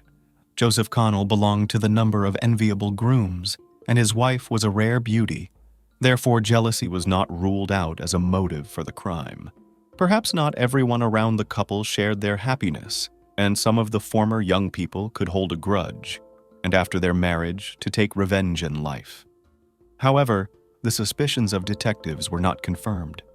During the investigation, it was found that Joe parted with his former companions on a good note. Moreover, they have long married and are happily married. This applies to Olga's past relationships as well. She divorced her Russian husband and cut off all contacts. However, an offended man would hardly take any measures to settle accounts with his ex-wife, and even more so, to travel a great distance across the ocean to do so. In this regard, this theory has been ruled out. Nevertheless, the search for enemies of newlyweds continued. At the same time, the investigators did not give rest to the subject of discord between brother and sister. Greed is a common reason for committing a crime. Therefore, after questioning Kelly, the investigation focused on Garrett Catalano, her husband. The man loved his wife very much and would do anything for her. It is likely that at the request of his beloved, he could have gone for a double crime. During the conversation, the potential suspect behaved calmly and convincingly. It turns out that he had a reliable alibi and also confirmed the innocence of his wife. However, Garrett expressed doubts that his brother-in-law made a multi-million-dollar fortune by honest labor. Catalano opaquely hinted that Joe may have been dealing in illegal substances. Over time, his words took hold. There were others who claimed that Joe was secretly selling steroids and making mad money from it. Secret witnesses identified another man we know as one of his associates. Thus, the detectives came upon a longtime friend and business partner, Christopher Rivers, best friend. Chris, unlike everyone around him, didn't seem to be worried about what had happened. He continued to lead his usual life. It was understandable that he had the double responsibility for the business. Meetings with suppliers, work with clients made him hold on, but still, his irrepressible vigor and strength of mind led to strange thoughts. One day, the investigators decided to talk to the man. He said that on the ill-fated night he was supposed to be present at the celebration, but could not show up because he was busy at work. Despite a long friendship and the premature death of his partner, Christopher unexpectedly spoke out unflatteringly. He said that Joseph had changed recently and was apparently unscrupulous. Rivers did not avoid Olga. Allegedly, he heard that the wife of Joe was not as simple as she wanted to seem and came to the U.S. to represent the interests of the Russian mafia. And a successful marriage only untied her hands. The words of the companion explained the high income of the family, but his suspicions needed careful verification. Perhaps everything the man said was just rumor and speculation, or maybe there was a good reason for it. However, Joseph's connection to the underworld soon became apparent. The information was not a secret and was publicly available. It turns out that a few years before meeting with Olga, her lover was accused of illegal possession of weapons, and even served a decent term for it. During his time in prison, the man managed to acquire new acquaintances.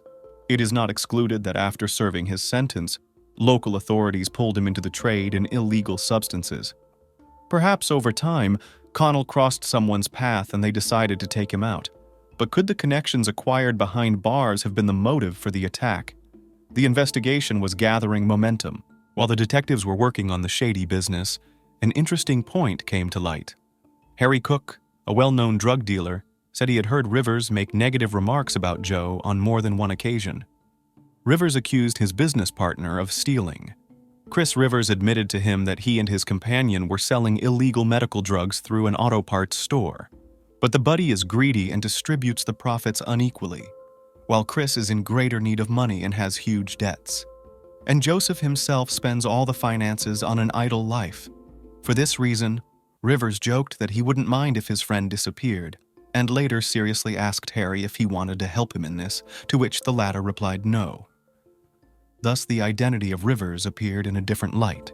In this regard, the investigation repeatedly questioned Chris. However, he had an alibi.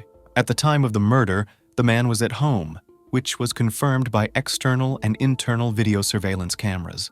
At the same time, specialists decided to check his censures and studied the accounting documents of the firm. It turned out that, despite the large revenue, the business did suffer losses. However, as it turned out, numerous embezzlements have nothing to do with Connell. It was the stipulator himself who was responsible. Police informants reported that Chris has been using heavy substances for a long time, and lately his addiction has gotten out of control. This explains the numerous debts and shoplifting. Against this background, the man developed paranoia. That's why he repeatedly confessed to acquaintances that they want to kill him. In addition, it became known that he was personally involved in the sale of steroids, and Joe blindly believed his comrade and was in the dark about what was happening in front of his nose. In addition, Joe's attention turned to the new relationship. This information became known thanks to the information of a mysterious informant, a sick mind. Detectives came upon the man after examining Rivers' phone records. He was known to make a lot of phone calls on the night of September 23rd. Despite being at home at the time of the crime, his phone did not go silent. All calls were subsequently cleared from the device, but experts had no trouble reconstructing the story. Most of the calls belonged to Joshua, a former FBI informant.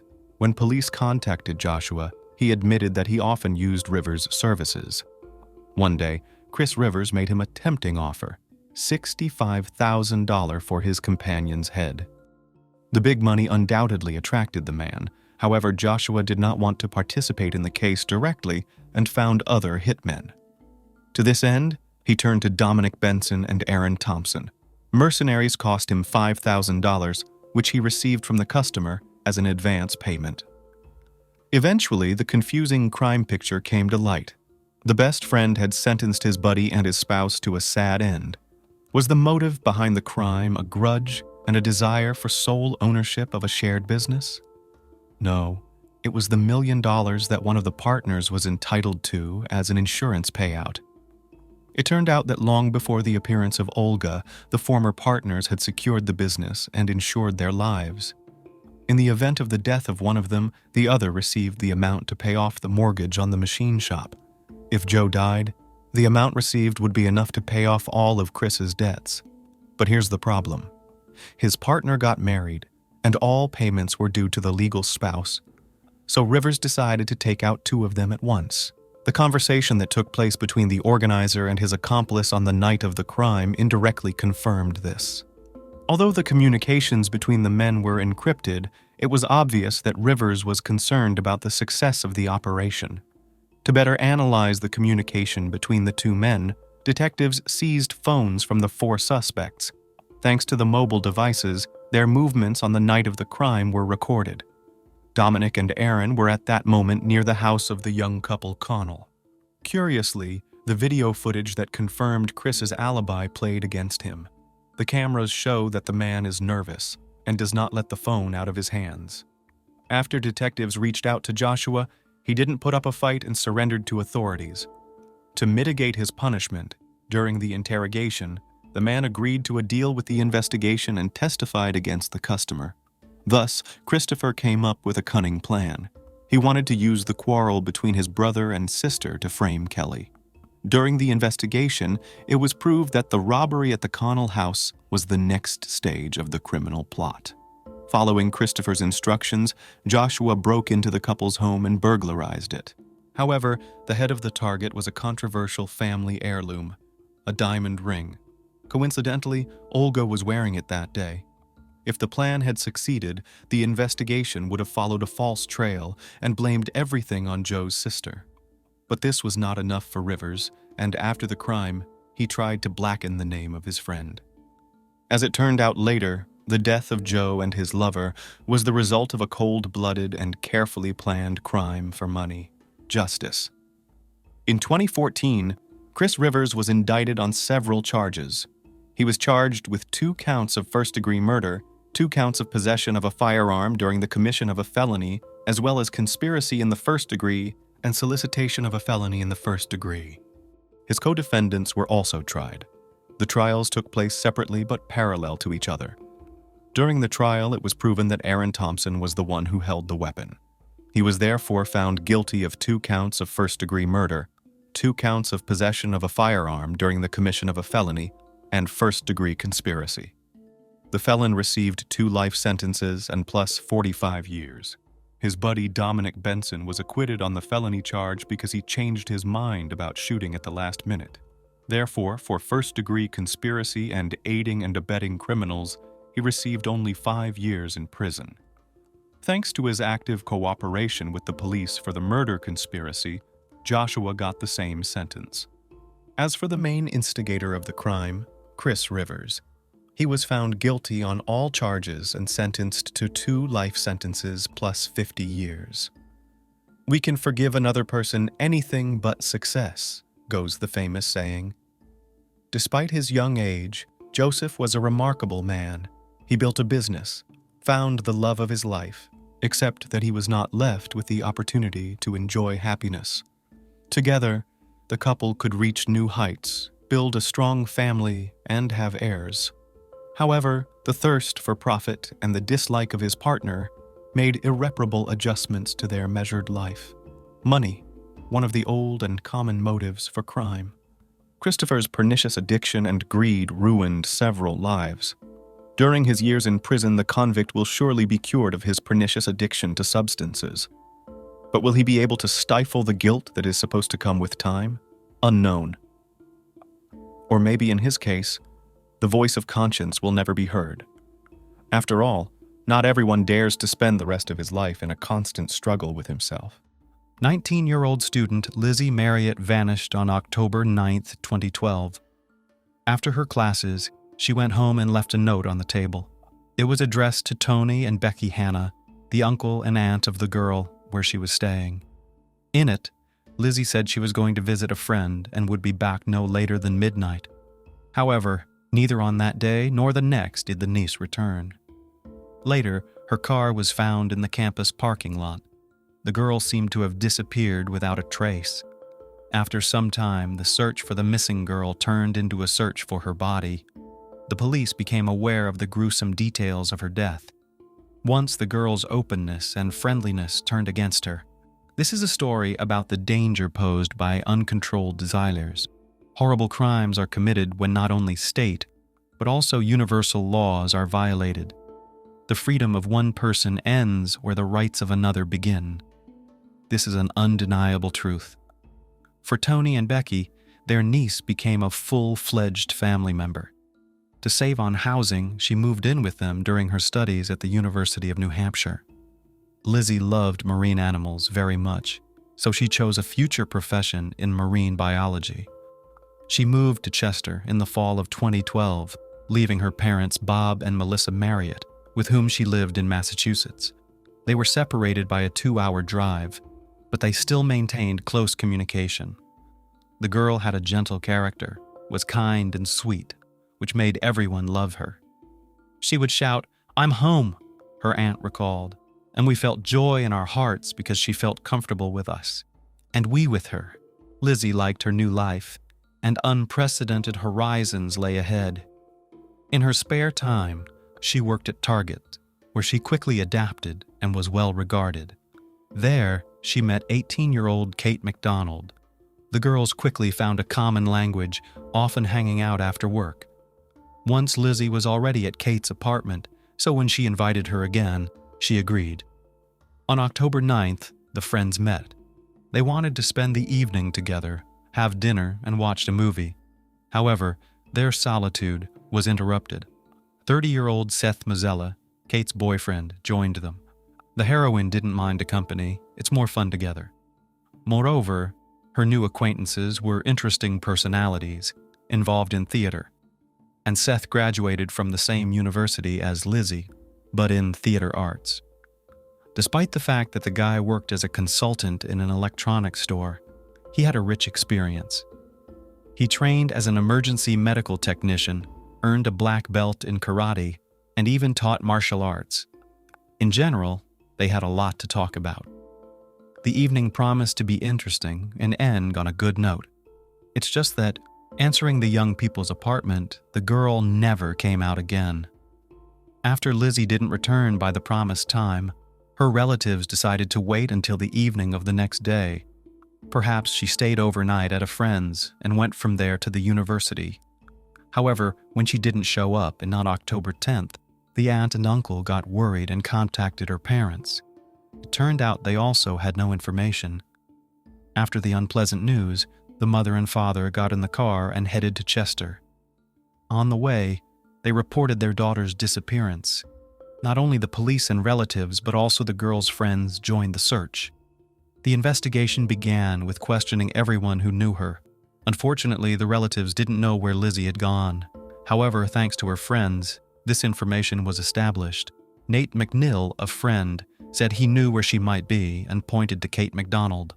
He also said he asked Kate if she had Lizzie and she said no. Detectives took note of the guy's words and started checking the new information. Meanwhile, it was found that there were no movements in the girl's bank accounts, and her phone was turned off. The initial version that she might have been in an accident was ruled out.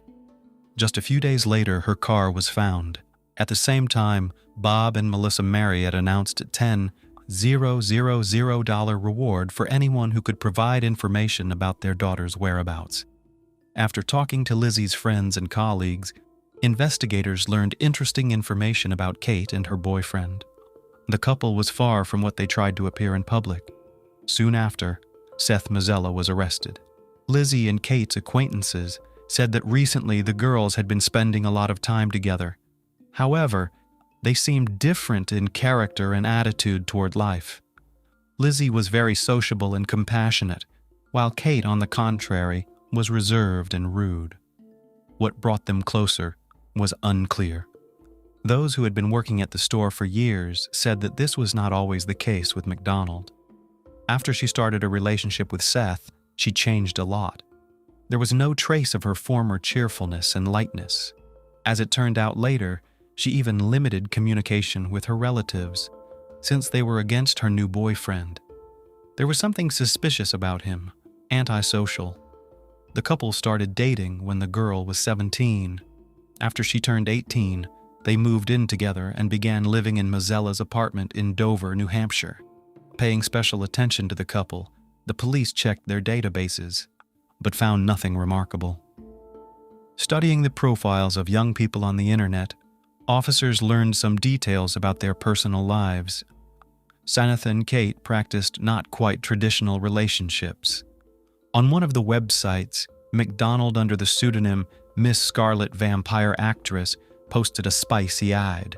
She wrote that she and her lord were looking for a live-in slave. The required duties were house cleaning, dishwashing, laundry, cooking, and readiness for intimacy at any time. The girl also shared a bit about herself and her partner. She described their relationship as dominant, submissive, where the former dictates and controls, and the latter completely submits to his will. At the end, the girl attached her photos in a Gothic style. From the text, it was clear that the feelings of the two were not based on love and respect, but rather on humiliation and obedience. The couple practiced BDSM, where Seth was the dominant and Kate was the submissive. Now detectives had no doubts that they could be involved in Lizzie's disappearance. On October 12th, the young people were summoned for questioning. They were questioned simultaneously, but separately from each other. This played into the hands of the investigation. For 2 hours, Kate insisted that she hadn't met Lizzie on October 9th. After that, she refused to talk altogether. Meanwhile, Seth was more talkative. He denied his friend's words and said that on that day Marriott was indeed at their place. However, a tragedy occurred. At first, everything was fine. They watched a movie, played strip poker. After that, they engaged in a threesome. According to him, no one objected to intimacy and was morally prepared. During the process, he tied the girls with ropes, but at some point something went wrong, and Lizzie accidentally died. Then, in a state of shock and fear of being misunderstood, he and Kate took the girl's body to Pierce Island and threw it into the Piscataqua River. After that, they went home. After an 11-hour interrogation, Mazzella went with the police to the designated place, where he vividly demonstrated how he got there and threw the body off the cliff. On October 13th, the guy was charged with murder. The news of their daughter's death was devastating for her parents. Melissa Marriott said she had a feeling about it, but she didn't want to believe it until the last moment. On the same day, a candlelight vigil was held in memory of the departed.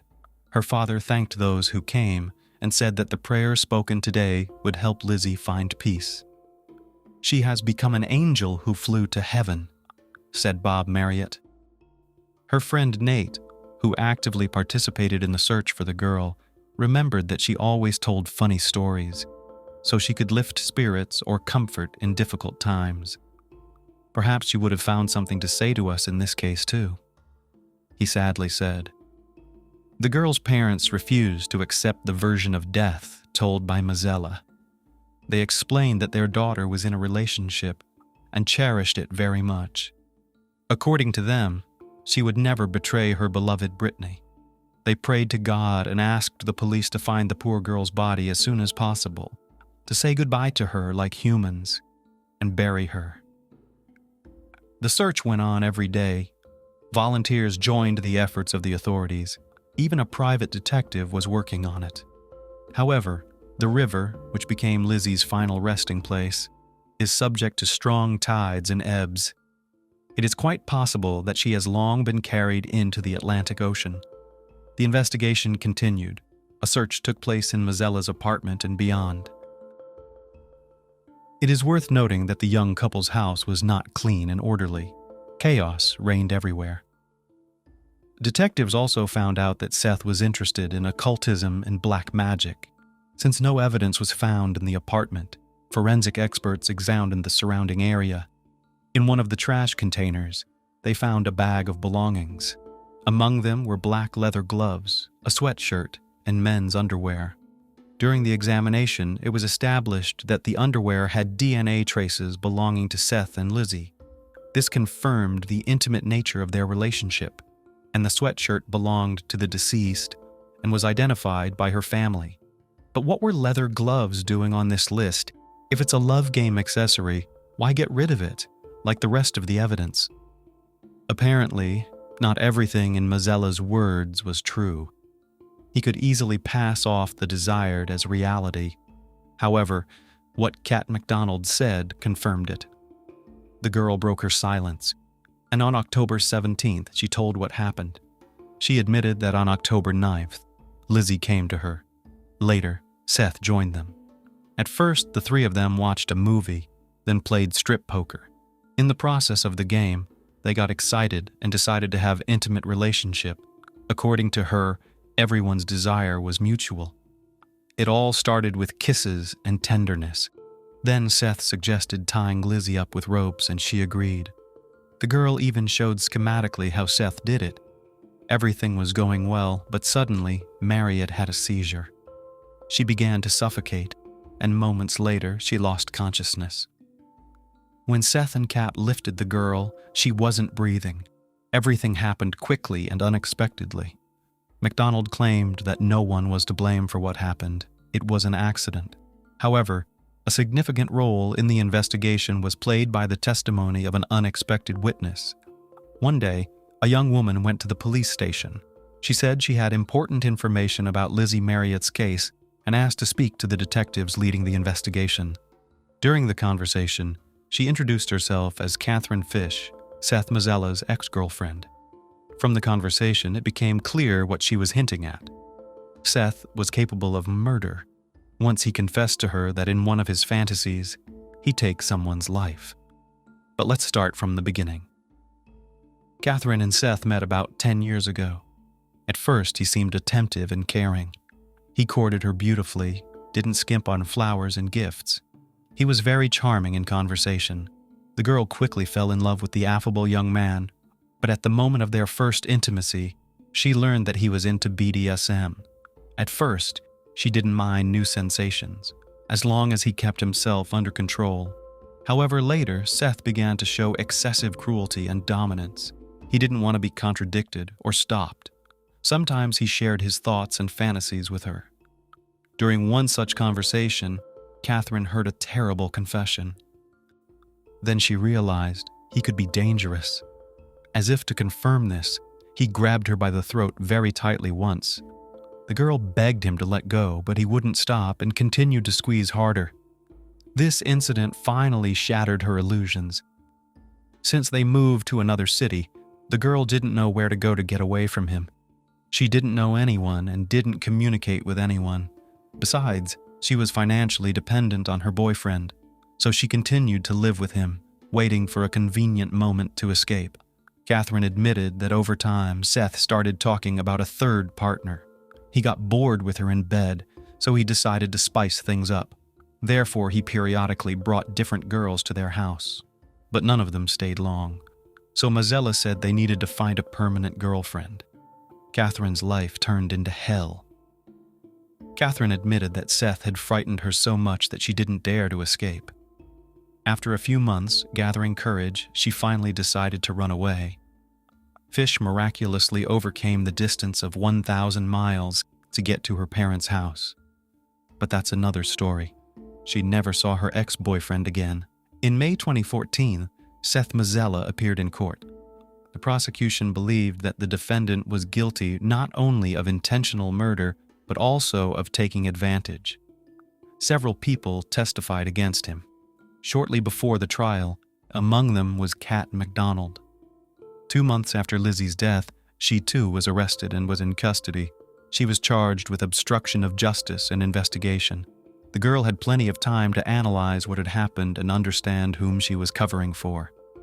Initially, while behind bars, she and Seth were actively corresponding. The lovers dreamed of escaping and going to another country where there were no extradition laws. They wanted to get married and have children. However, their escape plans suffered a setback. In the winter of 2012, Seth persuaded his cellmate Ryan Bachman, who was soon to be released. Mazzella gave him access to his bank account. Bachman was supposed to withdraw money, buy drugs with it, and sell them, thereby increasing the initial capital. With this amount, they planned to buy weapons, 2 cars, explosives, and a boat.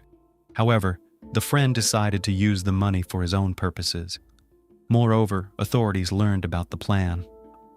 After that, Seth abandoned the escape plan and sent Kat a letter suggesting they meet in the afterlife.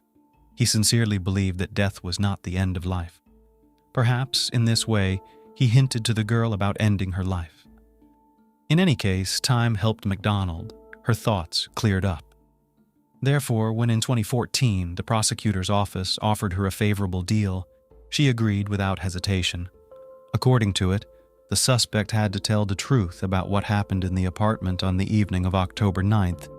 In return, the threatened 20-year prison sentence was reduced to 3, a fairly advantageous offer, considering the circumstances that became known to the investigation afterward. The girl admitted that she was very afraid of Seth and obeyed him in everything. He gradually suppressed her will, deprived her of independence. A month and a half before the tragedy, the guy sent her a message ordering her to find a third partner as soon as possible, because he didn't want to be alone while Kat was away. The thing is, the girl had 10-day theater tours scheduled. However, McDonald never found a replacement for herself. Over time, the tone of Mazzella's messages changed. From orders, he moved on to threats, and promised a terrible retribution if she didn't do what he wanted. At the very least, Kat had to bring one of her friends with whom he could carry out his plan. To fulfill the order, Kat invited Lizzie over. She agreed easily because she had been a guest at her place once and trusted her. And to ensure that the girl came without hesitation, McDonald kept silent about the fact that they wouldn't be alone. Seth liked the presumed partner. He had seen her photos before. so he eagerly awaited the appointed hour. Imagine the disappointment and anger the guy felt when the evening didn't go as planned. On October 9th at 9 p.m., Marriott arrived at Mozella's apartment. At first, Kat and Lizzie spent time together, chatting. Then Seth joined them. He was cheerful, joked a lot, and took care of the girls. In general, he brightened up the evening. After that, the young people started watching the movie. During the viewing, Seth suggested playing strip poker, dimming the lights in the room. He wanted to create a conducive atmosphere for intimacy. The game was casual, but Lizzie was losing, so she ended up in her underwear. In another losing hand, Seth suggested kissing Kat, but the girl refused, explaining that she was already in a relationship and it repulsed her. After a while, the heated guy suggested Marriott to be alone, to which she categorically replied no. In response to her reaction, Seth went to his room, where he put on black leather gloves and took out a rope. After that, he returned and sat behind Lizzie. When Seth slipped the weapon over her neck, the unsuspecting girl didn't even have time to scream. He strangled the girl without blinking an eye. Then the murderer carried out his plan and violated the body of the deceased. All this time, his girlfriend sat nearby and silently watched. Kat explained that she was very scared. She was afraid of becoming the next victim, so she did nothing to help the poor girl. Around 1 a.m, the couple wrapped Lizzie's body in tarpaulin and put it in a suitcase, which they carried to Lizzie's car. Then they headed to Pierce Island by the river there, where they lifted the suitcase onto an observation deck, pulled out the dead Marriott, and threw her off the cliff. Then they cleaned up in the car together, drove to campus, and left the girl's car in the parking lot. The couple walked 10 miles home. Kat explained that she was scared by what was happening and was in a state of shock. And later, she didn't want to testify against the guy because she knew he wouldn't have any trouble getting rid of her. During the trial, the girl kept sobbing constantly, but not a single tear fell from her eyes. Because of this, many in the courtroom doubted her sincerity. She was a good actress and could easily pretend to be miserable. This caught the attention of Seth's lawyer. He claimed that the girl could professionally transform into any role. The defendant's defense insisted that Lizzie died accidentally during intimacy. At the same time, no one denied that Seth and Kat got rid of her by disposing of the body. McDonald's defense, on the other hand, argued that Kat had been under pressure for a long time, which had shaken the girl's mental state. McDye essentially limited her communication with family and friends, constantly controlling and coercing her into intimacy. The prosecution focused on deliberate murder, emphasizing the discovered gloves. According to the prosecutor, Mozella knew what he was going to do with Lizzie, so he deliberately put them on. He did it to protect himself and hide the traces. Considering all the circumstances, his action was by no means accidental. Witnesses for the prosecution also included Roberta Gherkin and Paul Hickok, acquaintances of the couple. It turns out that at 10:49 p.m. after Marriott's murder, Seth called them. He said he needed help and asked them to come over. After 11 p.m., they appeared at Mozella's apartment and saw a strange scene. Seth was sitting on the bed, and a girl in lingerie lay next to him. When Paul asked what was going on, Seth replied, "This time things went too far." He repeated this phrase over and over again. Roberta found Kat on the kitchen floor. The girl was sitting in the fetal position and rocking back and forth. The arriving couple immediately said to call an ambulance and quickly left. They didn't interfere and didn't call the police because they didn't want any extra trouble. On August 14, 2014, Seth Mozella was found guilty of first-degree murder by strangulation, taking advantage, and criminal conspiracy. The 32-year-old man was sentenced to life imprisonment without the possibility of parole. 20-year-old Kat McDonald received the promised 3 years of imprisonment. It is known that in 2016, the girl was released. She does not maintain any social networks, at least not under her own name. Some believe she returned to her parents. Lizzie Marriott's body was never found. The girl's parents couldn't bury their daughter. so they made a small memorial for her in the form of a bench by the lake in their hometown. Bob and Melissa Marriott believe that the sentence is too lenient for Lizzie's former friend. Although the perpetrator is punished, they cannot call it justice. The girl is dead and will never return. However, her case can serve as an example for other women. Ohio is located within 2 geographic regions of the United States. Ohio is characterized by a humid continental climate with hot summers and cool winters. Precipitation falls fairly evenly throughout the year, and heavy snowstorms are common in winter. Winter 2018 also saw snowfall and cold weather. On January 28, 2018 at 8 p.m., a car was parked outside an apartment complex. A young, blonde-haired girl got out of the car and walked briskly toward the house. She was returning from work.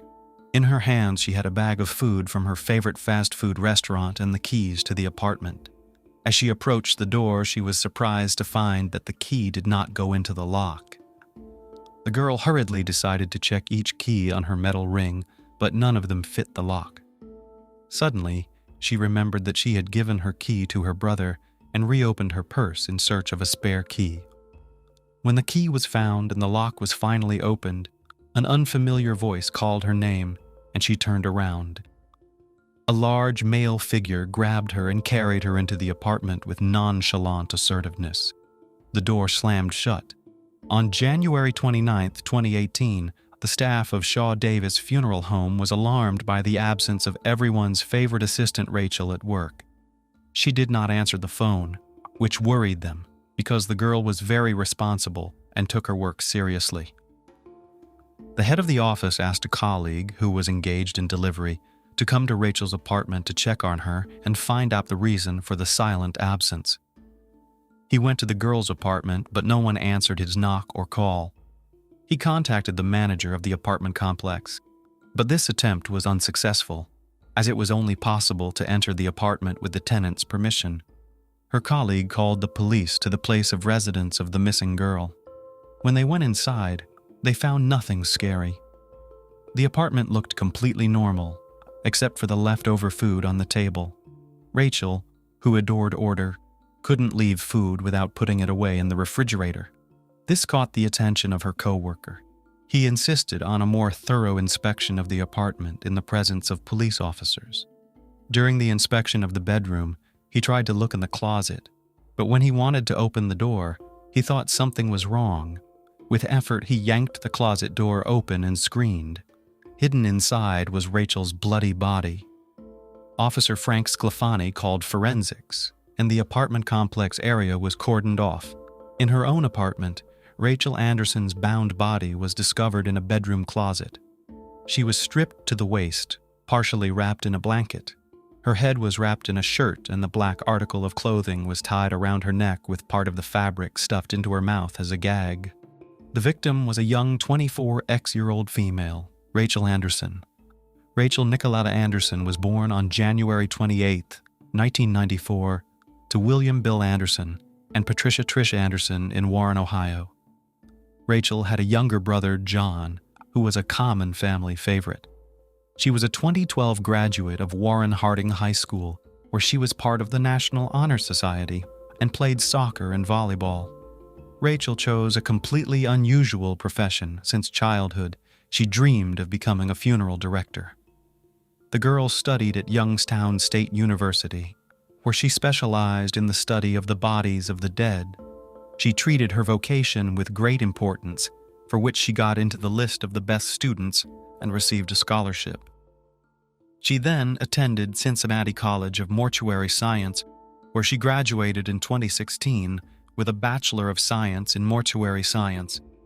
After becoming a member of the Ohio Funeral Directors Association, Rachel moved to Columbus, where she began her internship at Shaw Davis Funeral Home. She was very reverent about her work and felt it was her duty to support and assist the relatives of the deceased. Her internship was coming to an end, and Rachel dreamed of becoming a full-fledged employee of the Bureau, but her dreams of the future were destroyed and sneakily taken away in the most brutal way. Rachel's body was taken to the morgue, and investigators interviewed the first witnesses. The autopsy performed on Rachel Anderson's body revealed the mystery of the horrific manipulations she had endured that night. The young woman had been strangled and stabbed. She suffered a laceration to her scalp and fractures to the base of her skull. The stab wound went through the back of her neck and penetrated the left hemisphere of her brain. Rachel was stabbed with such force that part of her skull broke off. The autopsy also revealed that she had been strangled with an electric blanket cord, and as a result of the strangulation, she had hemorrhaged in her sternoclavicular muscles and eyelids, and the blood vessels in her eyes had filled with blood. In addition, forensic evidence showed that bruises and red marks on her ankles and wrists indicated that she was alive when the perpetrator tied her up. A DNA sample was found on the rope and on Rachel's body. The coroner who performed an autopsy on Rachel Anderson found that the death was caused by a stab wound to the head and neck, although the initial theory was strangulation. After interviewing several employees from Rachel's work, as well as her ex-boyfriend who had an alibi, police continued to look at different versions of the attack. Detectives returned to the victim's apartment to conduct searches in hopes of finding evidence or traces of the perpetrator that could unravel the case. On the living room floor, they found Rachel's purse, which was missing her wallet. The 9-inch steak knife used to stab Anderson was found by her mother 2 weeks after the crime in a box in her apartment. So detectives had their first theory, robbery. But such a brutal torture of the girl said that the perpetrator was not just a robber, but a skilled maniac who took pleasure in the display of his power over the victim. Investigators considered different motives, and for some time had no suspects, and the manner of the girl's death was not disclosed, maintaining the secrecy of the investigation. After some time, the investigation received DNA samples that were found on several parts of Rachel's body and at the crime scene itself. But, unfortunately, the obtained samples were not recognized by the database of special services. The obtained video from street surveillance cameras showed 2 people who used her car to drive around the city after Rachel's death. At that time, cash was withdrawn from the dead girl's debit and credit cards. Data obtained by the location service identified a phone number that was in Rachel Anderson's apartment from 7:59 p.m. to 9:25 p.m. on January 28, 2018. By examining the evidence, it became clear where the caller was at different times. Having identified the account from the phone number found, investigators were able to identify the suspect. He turned out to be 54-year-old Anthony Pardon, a recidivist, violent criminal and rapist, whose criminal history before the murder of Rachel Anderson included several rapes, as well as robbery, kidnapping, and attempted murder. He spent a total of 33 years in prison for his crimes. The maniac had a hard fate. He was raised by his grandparents before he started living with his mother. As a child, the boy was diagnosed with conduct disorder and antisocial personality disorder due to social problems. In March 1979, Anthony, 14, was temporarily committed to the Ohio Youth Commission. In July of that year, he was placed in the custody of the court and temporarily transferred to Franklin County Children's Services. And as late as December, he was again found guilty of making threats and was transferred to the Ohio Youth Commission and placed in foster care. In 1980, Pardon was charged with abuse. The victim was the foster parent's son. Pardon, who was 15 years old when he committed the crime, was babysitting while his foster mother went grocery shopping. He told Columbus police he committed the crime because he was upset after an argument with his girlfriend.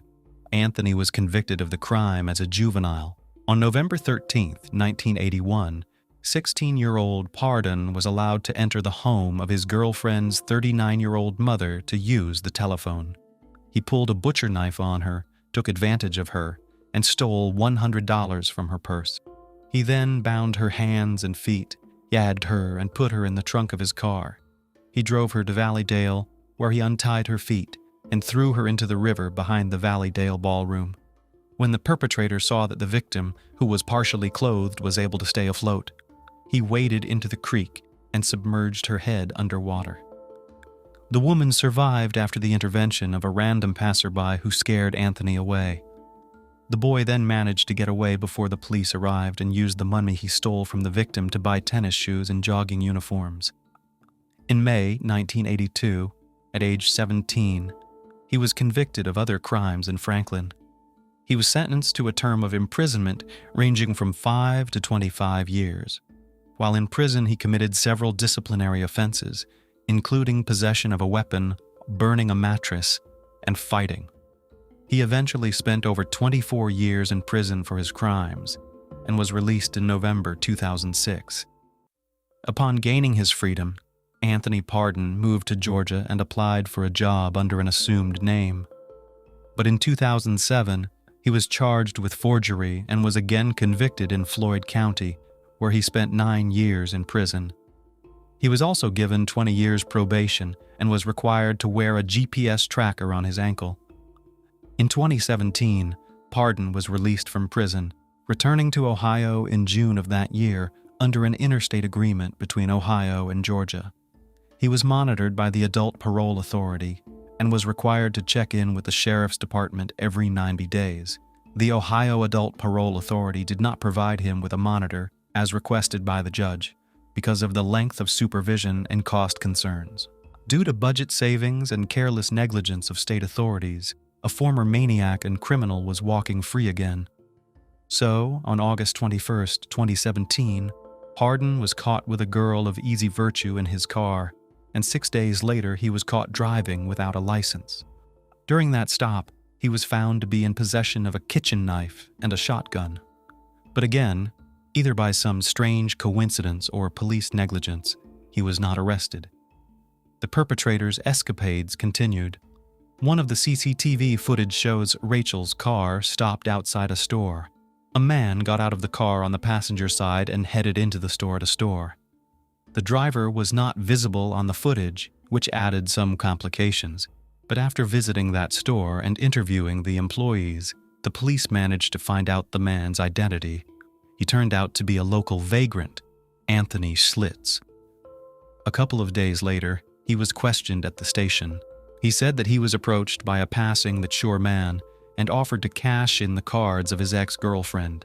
He agreed and thus became a co-conspirator in the Rachel Anderson case.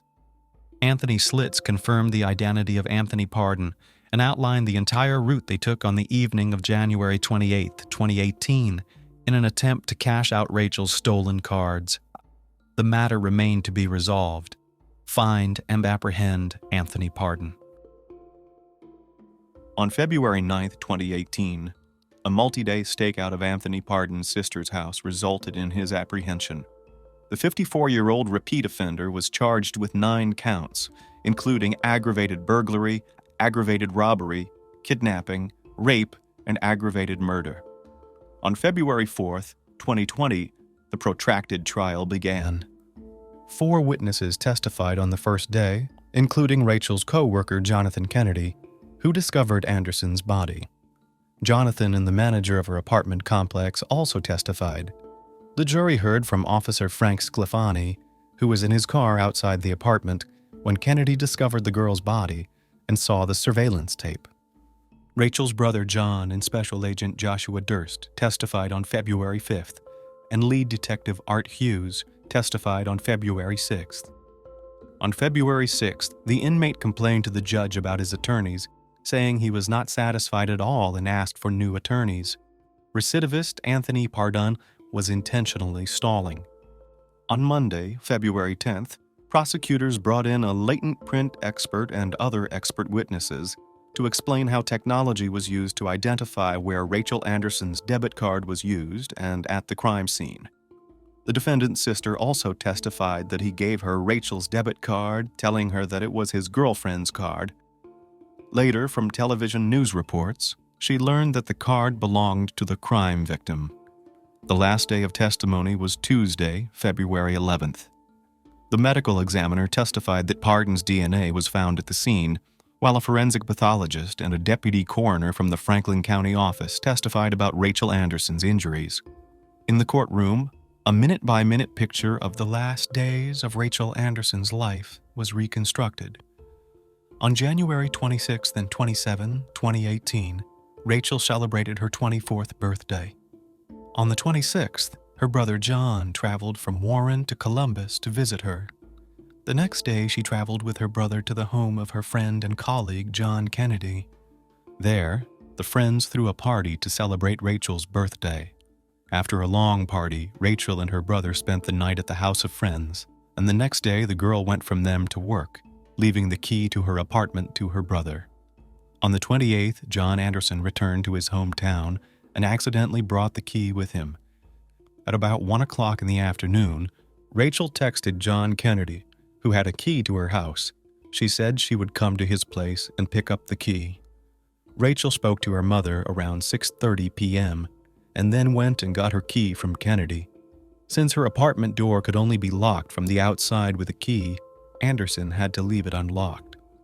She stopped for dinner at her favorite restaurant and pulled up in front of the house at about 7:30 p.m. She then left the apartment. Hargan was waiting for her outside the apartment. He abducted Rachel by taking her from the bottom floor to the top floor. He held her down with savage force while he bound her feet and ankles with a hairdryer cord, then tied her hands with a belt and blinds cords. When the victim was immobilized, he wrapped a curling iron cord between her wrists. To stop her from screaming, he gagged her. The villain forced Rachel Anderson to give him the PIN numbers to her cards. He tortured her and took advantage of her. He then strangled the girl in cold blood with a cord from an electric blanket. In addition to strangulation, the perpetrator also inflicted blunt force trauma and a stab wound to her head.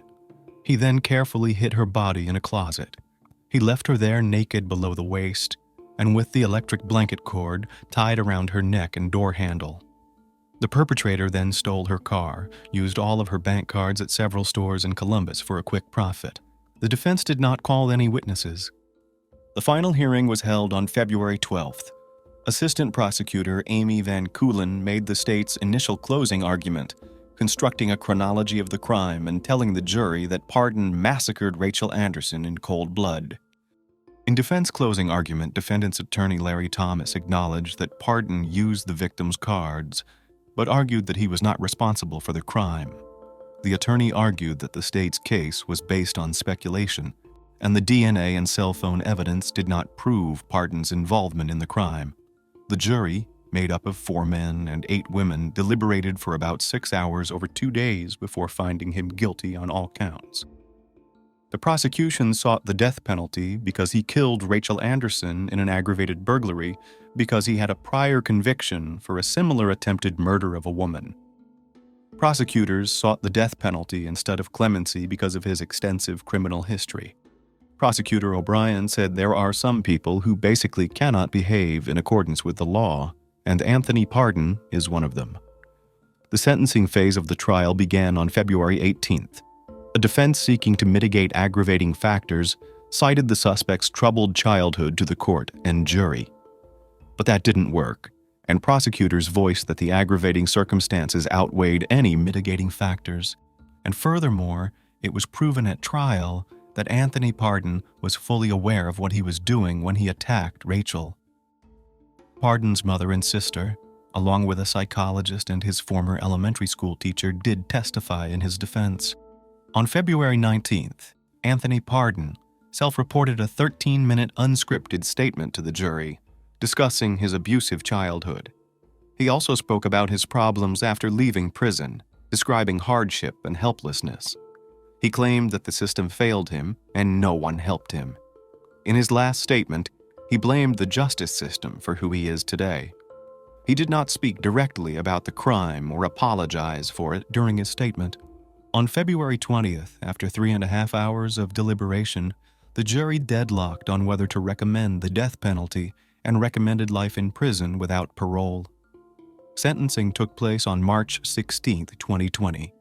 Rachel Anderson's mother, Rachel Anderson, cried in court as the verdict was announced. The father issued a statement, recounting his observations of the investigation over the past few years. He was extremely surprised at how a violent criminal and repeat offender made demands and became hysterical as if he was owed money. The man was shocked as a grown man, complaining that the system had failed him, trying in every way possible to absolve himself of even the slightest bit of guilt.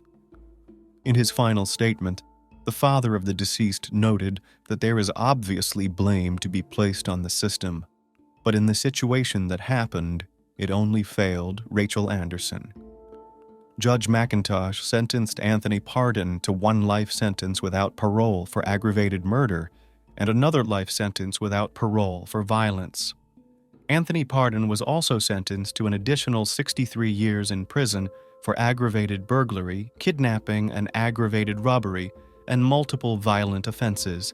The sentences must be served consecutively. An evil fate. It was the 24th birthday for Rachel Anderson. The life of a young woman who had everything ahead of her was cut short. Her internship was coming to an end, and she was about to be offered a promising job. Rachel was buried at Pineview Memorial Park. Her family and friends are having a difficult time recovering from such a sudden loss. Each year, on January 28th, her loved ones light a candle in their homes and remember the blonde-haired, smiling Rachel. After all, to know Rachel meant to love Rachel. She was just a beautiful soul, and she would do anything for any of her friends. Rachel had many hobbies throughout her life. First and foremost was her career. She had the gift of compassion. She loved dancing and socializing with family and friends. She loved children. She loved her life that was stolen from her. The case of Austin Herff, a handsome honor student, athlete, and cannibal. Can a young, physically healthy, and strong man suddenly lose his mind, turning into a wild beast? And if such a transformation does occur, where should one search for the root cause of this drastic change? Experts believe that such mental disorders are often hereditary, can be the result of traumatic experiences, substance abuse, or social isolation. Austin Herff's case stands out. It's not just a sudden bout of madness, a wild frenzy, or a personality disorder. Medical professionals have classified his condition as clinical delirium of lycanthropy, and the press has dubbed him a cannibal.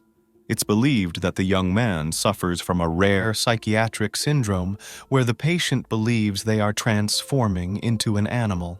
However, the families of the victims, both injured and deceased from his transformations, are convinced that Herff feigned insanity to avoid accountability. Herff himself did not hide the fact that he had been consuming various narcotics and psychotropic drugs for a long time, but examinations showed he was clean at the time of committing the heinous acts. Now let's delve into this complex case from the beginning and trace how the scion of a wealthy and respected family, an honor student, and an athlete turned into a drug-dependent madman with an uncontrollable desire to taste human flesh. The golden boy Austin Malcolm Herff was born on December 21, 1996, in the picturesque resort town of Palm Beach, Florida, and was the eldest of 2 children in a wealthy and respected family of doctors. His father was a renowned dentist with a network of private dental clinics, while his mother was a leading pharmaceutical specialist. The Herffs lived in a large, luxurious home by the ocean. A year and a half after Austin's birth, the family welcomed a younger child, a daughter named Haley. From a young age, the siblings were very close, calling each other best friends. Despite their privileged upbringing, it didn't mean the children were spoiled. Their parents ensured they received a quality education and supported their holistic development and creative potential. Austin was a straight-A student in school, passionate about playing the guitar, seriously engaged in wrestling and football, and performed in an amateur theater group. He considered himself creative and ambitious. Along with his parents and sister, Austin traveled the world, spending his vacations in new places each time. In an essay written during his high school years, Austin described himself as a happy and optimistic person, with a vivid imagination capable of conjuring anything he pleased. He also mentioned his perseverance in striving for excellence in academics and sports. However, he acknowledged his shyness as a weakness, which sometimes made it difficult for him to interact with peers. When Austin turned 13, his parents decided to separate. His father left the family home to his ex-wife and moved into an equally luxurious residence with his new love interest, who soon became his wife. The children stayed with their mother, but their father remained actively involved in their upbringing and provided financial support. Soon, his mother also found a new partner, marrying him within a year, and he moved into their home. The teenage boy struggled with his parents' divorce, but it's worth noting that his emotional turmoil did not affect his academic performance or athletic achievements. Dreaming of a career in medicine to follow in his parents' footsteps, Austin aspired to help and save lives, aiming to gain admission to a prestigious college specializing in medical studies. An honor student and social outcast. In high school, Austin transformed into a true heartthrob. He grew tall, reaching 6 feet 2 inches, boasted a muscular build, and was quite strong. His charming smile and innocent open gaze gave him an almost angelic appearance. However, Herff remained the same shy guy, which hindered his ability to socialize with peers and form romantic relationships with girls. In his personal diary, which he kept during his teenage years, he wrote about having almost no friends in school, as all his classmates labeled him a nerd and mocked him. The young man also expressed hope that everything would change for the better when he went to college, changed his social circle, and moved out of his parents' house. A few months before finishing high school, Austin discovered he had been admitted to the prestigious University of Florida's 4-year medical program. Successful completion of this program would open wide career prospects for him in the future, as well as the opportunity to continue his education at any medical school in the United States. The student was incredibly happy, as his dream had come true. Towards the end of August, his parents drove him to the college campus, where he was to begin his studies. Opening up in a vlog, Austin embarked on the independent adult life he had eagerly awaited, yet little changed for him. Due to his shyness, he still struggled to connect with peers. He briefly dated a lovely girl, but they soon parted ways because, as she put it, something about his behavior alarmed her, leading her to end the relationship. In his freshman year, Herff took a serious interest in bodybuilding, spending a lot of time in the gym and achieving impressive results. The young man developed steel muscles that looked very impressive. However, his success was not solely the result of perseverance and hard work. Steroids, which he began using regularly, also played a role. He openly shared this in his vlog on YouTube, which he started in the spring of 2016. Austin posted various videos on his channel. Some discussed sports and bodybuilding in particular. Others featured him singing with a guitar, doing cover versions of popular hits, or mimicking famous artists by copying their performance style. Still, others were about himself and his philosophical musings on life. Over time, however, his postings became increasingly alarming. The young man started urging his followers never to use steroids, claiming they could drive a person insane. He also said he had a crazy and normal side, and was confused by them. Austin began recording videos speaking in different accents, as if they were different people, sometimes changing the tone of his voice, or he could burst into tears mid-recording for no apparent reason. His mood and facial expressions also underwent strange transformations, at times appearing as if he was just making faces at the camera. Later, experts who reviewed his postings concluded that in each one, the young man was virtually pleading for help. For him, this blog became the only outlet and a way to express his feelings, as he failed to make any real friends during his studies. Moreover, these video recordings traced how the student gradually lost his sanity, with his behavior becoming more sensational, provocative, and even aggressive. Austin's subscribers suspected he was using some controlled substances and recorded his videos under their influence. They directly asked him about this in the comments, but he replied that it's unhealthy, and as an athlete, he would never use drugs. However, his behavior suggested otherwise, and one of the subscribers even speculated that Herff might have a dissociative identity disorder. What's wrong with Austin? When Austin returned home for the summer break, his mother and sister, who hadn't seen him in almost a year and hadn't watched his blog online, were literally shocked by the changes in him during that time. Austin had undergone a significant physical transformation, turning into a veritable mountain of muscle, but that was just the tip of the iceberg. He became odd in every sense, speaking nonsense and claiming he no longer needed sleep. Initially, his family didn't take his words seriously until the night came. Austin declared he would patrol the house, guarding his family's peace from some dark forces. And he indeed kept his promise, wandering around the house until morning. Moreover, every hour, he would check on his mother and sister's rooms, loudly assuring them they could sleep peacefully because he was on duty. The next morning, his mother decided to have a frank conversation with her son and directly asked him if he was using any drugs. Austin candidly admitted that he had tried virtually all drugs over the past year and even described how each one affected him. Among other things, he had taken a potent synthetic drug that caused severe hallucinations, fits of rage, and could lead to a fatal overdose. Nevertheless, he swore to his mother that it was all in the past, and he no longer touched the poison that drove him insane. After hearing her son out, Mrs. Herff made what was perhaps the main mistake. She did not seek help from qualified professionals, deciding she could help her son cope on her own. Being an experienced pharmacist, she took matters into her own hands. She gave her son a sedative and a sleeping pill, thinking it would help him relax and fall asleep after a sleepless night. However, Austin, after dozing off for just a couple of hours, was back on his post by night. He resumed patrolling the house until morning, informing its inhabitants every hour that all was quiet, and there was no need to worry. This went on for several weeks, but the mother still refused to involve psychiatrists or even inform her ex-husband about the situation. Early on the morning of August 13th, Austin knocked on the door of a former classmate living a few blocks from him. The girl was quite surprised since they hadn't seen each other in over a year, and he hadn't warned her of his visit.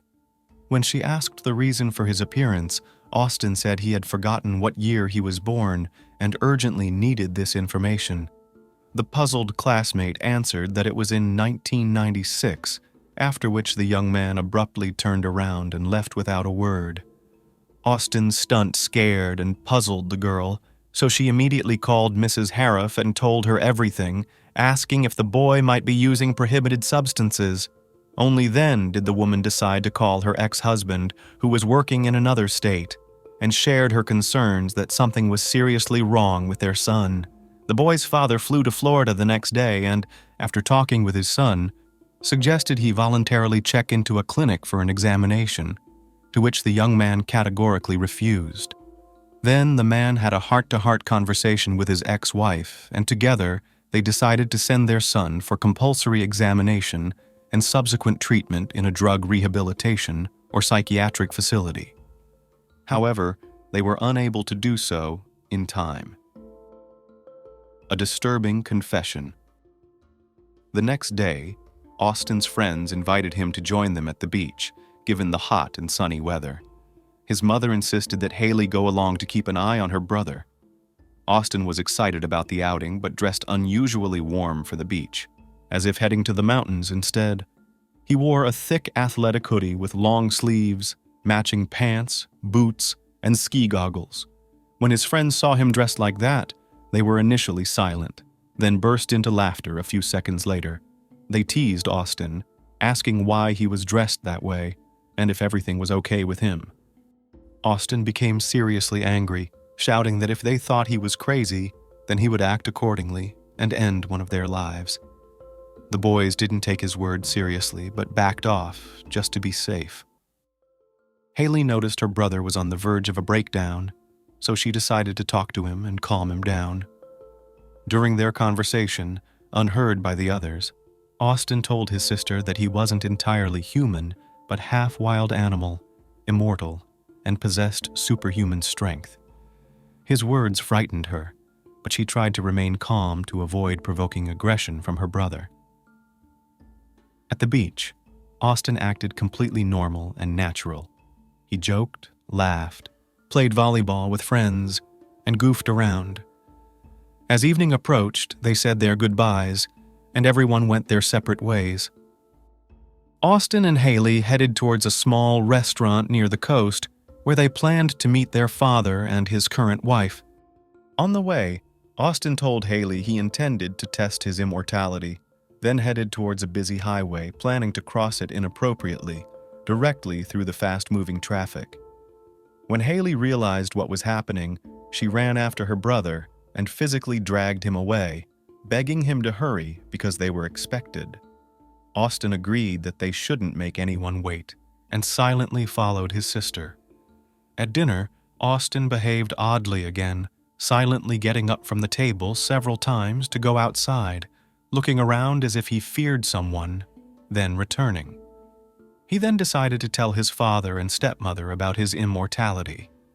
When his father calmly suggested seeking professional help, Austin jumped up, shouted that he wasn't insane, shoved his father hard, and ran out of the restaurant. Attack on an elderly couple and their neighbor. What unfolded after the young man left the restaurant could be straight out of a horror movie. He later claimed to have no memory of the events and couldn't believe he was capable of such brutality. Austin walked several miles until he wandered into an unfamiliar neighborhood. There, the bright light from an open garage drew his attention, and he made his way towards it. In that home lived an elderly couple, 59-year-old John Stevens and 56-year-old Michelle Mishcon Stevens. In the evenings, they enjoyed barbecuing and watching movies in their spacious garage. Set up like a living room, they had been married for over a quarter of a century, had 3 adult children living on their own, and were now enjoying their retirement and each other's company. That evening, John went for a walk with their dog while his wife prepared everything for their usual movie night. When Michelle saw an unfamiliar young man on their lawn, she felt no threat and even asked if he needed help. But the situation took an unexpected turn. The couple's neighbor, Jeffrey Fisher, lived across the street and was on friendly terms with the Stevens. Around 9 in the evening, he heard suspicious noises outside. Looking into the yard, he suddenly heard Michelle's agonizing scream. Without hesitation, he rushed to help his neighbors and saw a tall, large young man attacking the elderly woman by the open garage.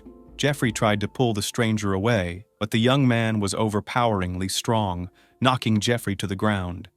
As he tried to recover, the assailant stabbed him several times in the back and shoulder. Realizing he was overpowered and needed help, Jeffrey ran into the Stevens house to draw the attacker's attention away from himself, and after exiting through the back door, headed to his own home. Only once inside did he realize the assailant had not followed him, but returned to the unfortunate Michelle. Jeffrey immediately called the police and emergency medical services, reporting an armed attack by a stranger with a knife and that he had been injured along with his elderly neighbor. After speaking with emergency services, Jeffrey fell silent, listening intently. Soon, he was convinced no one was outside his door, and the attacker had stayed at the neighbor's home. Moreover, the assailant was now making strange, animal-like sounds, similar to the growling of a wild beast, accompanied by screams of terror and moans. Fatal assault and gruesome act. It took the police about 10 minutes to arrive at the scene, but by then, it was tragically too late. The sight that greeted them was horrifying and beyond any logical explanation. 2 officers approached the garage, weapons drawn, only to freeze in disbelief at the doorway. There, in a pool of blood, lay the lifeless body of the homeowner, Michelle Mishcon Stevens. The autopsy later revealed she suffered multiple blunt force traumas to the head and a stab wound to the chest. A bit further in the dim light, 2 more individuals were on the ground, but it took a moment for the officers to process the scene. One man reached out, pleading for help in a strained voice.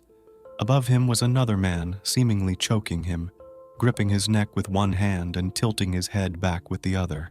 The officers demanded the attacker release the victim, threatening with their guns. But he showed no reaction. Firing was too risky due to the chance of hitting both individuals. Instead, one officer pulled out a taser, warned he was about to use it, and moved closer. Only then did he see the assailant was not just attacking, but actually biting the man's face, holding his head and neck firmly. The victim, as you might have guessed, was John Stevens. Beneath him spread a vast pool of blood. His left cheek was missing a chunk of flesh, and his lip, Nose and ear were also mutilated and seemingly chewed off. The elderly man was immobilized, barely able to move, silently begging for help. The officer shocked the attacker with the taser, but he seemed unaffected, continuing to tear at the victim's face with his teeth. A kick to the assailant's face only made him growl loudly and bite into Stevens's cheek again. Subsequent kicks did little to deter him. Reinforcements arrived, including a police dog, which was unleashed on the frenzied young man. The dog latched onto the assailant's arm, but he seemed to feel no pain, breaking free and injuring himself further. A powerful kick from an officer finally disoriented the attacker long enough to handcuff him. At this moment, the young man claimed he felt unwell, possibly having eaten something bad, before losing consciousness and convulsing. Emergency medical teams transported 4 individuals from the scene. Mrs. Stevens could not be revived, and her husband succumbed to his injuries en route to the hospital due to extensive blood loss from stab wounds and the shock of having his flesh consumed. The injured neighbor who reported the incident survived, but suffered permanent minor motor skill damage to his right hand due to nerve and tendon damage. As for the attacker, he slipped into a coma after ingesting a substance from a bottle in the garage he mistook for alcohol, which turned out to be weed perpetrator. He suffered severe burns to his esophagus and stomach, spent several days on the brink of life and death, but was ultimately saved by medical professionals. Fragmented memories. Austin spent nearly 2 weeks in a coma before he finally regained consciousness and was able to give his account, claiming he remembered nothing about the events of that day. Gradually, he began to recall the dinner at the restaurant and the argument with his father, after which he walked away. He then described seeing a ghost-like figure that led him through dark alleys and unfamiliar neighborhoods until a light appeared in the distance. The source of the light turned out to be a lantern near the Stevens garage, where the homeowner was preparing a barbecue and taking out food. When his presence startled the woman, she called for help. Austin admitted to striking her several times and then, drawing a knife, declared he would rid her of evil. At that moment, a man, neighbor Jeffrey Fisher, attacked him, whom Austin perceived as a demon, and he retaliated with the knife. After Fisher ran to seek help, Herff continued to assault the woman until she showed no signs of life. He then noticed a bottle, mistook its contents for alcohol, and drank about half. Soon after, he heard a dog barking and a man's voice. The homeowner had returned, shocked by the scene. Austin claimed no memory of what happened next, at least according to his own statements. Initially, there was speculation that Austin was under the influence of potent narcotics, which might explain his aggression and insensitivity to pain. However, when he was tested at the hospital, his blood showed no traces of drugs, medication, or alcohol. This led to the conclusion that Austin might have had a psychotic break, acting without awareness of his actions. Determining the truth of this claim was left to experienced psychiatrists. Between the courtroom and psychiatric care, the case of Austin Herff gained widespread media attention due to its unprecedented brutality and ambiguity. The children of the deceased couple, as well as the relatives of the injured neighbor, were convinced that the young man was feigning insanity and memory lapses in order to be declared incompetent and avoid severe punishment.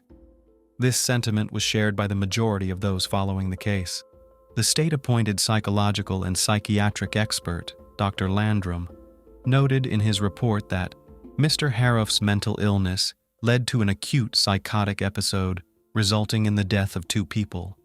However, the prosecutor argued in court that he did not believe the defendant met the legal definition of insanity at the time of committing the crime. There were suggestions that the young man's mental health had deteriorated due to his experiments with various narcotics, steroid use, and difficulties in socializing with peers, which he had experienced since school. However, at the time of the crime, he was clean, with no traces of illegal substances or alcohol found in his blood, indicating that the reasons for his aggressive behavior lay elsewhere.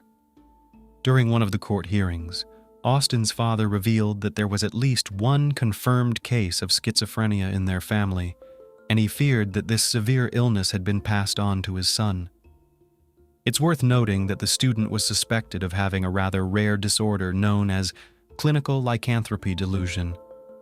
Such a diagnosis could explain why the young man behaved like a wild beast and was impervious to pain, but none of the psychiatrists examining the defendant confirmed it. After treatment, Austin was transferred to jail, but the case remains unresolved to this day. The young man is still awaiting trial, and his lawyers insist that he is mentally ill.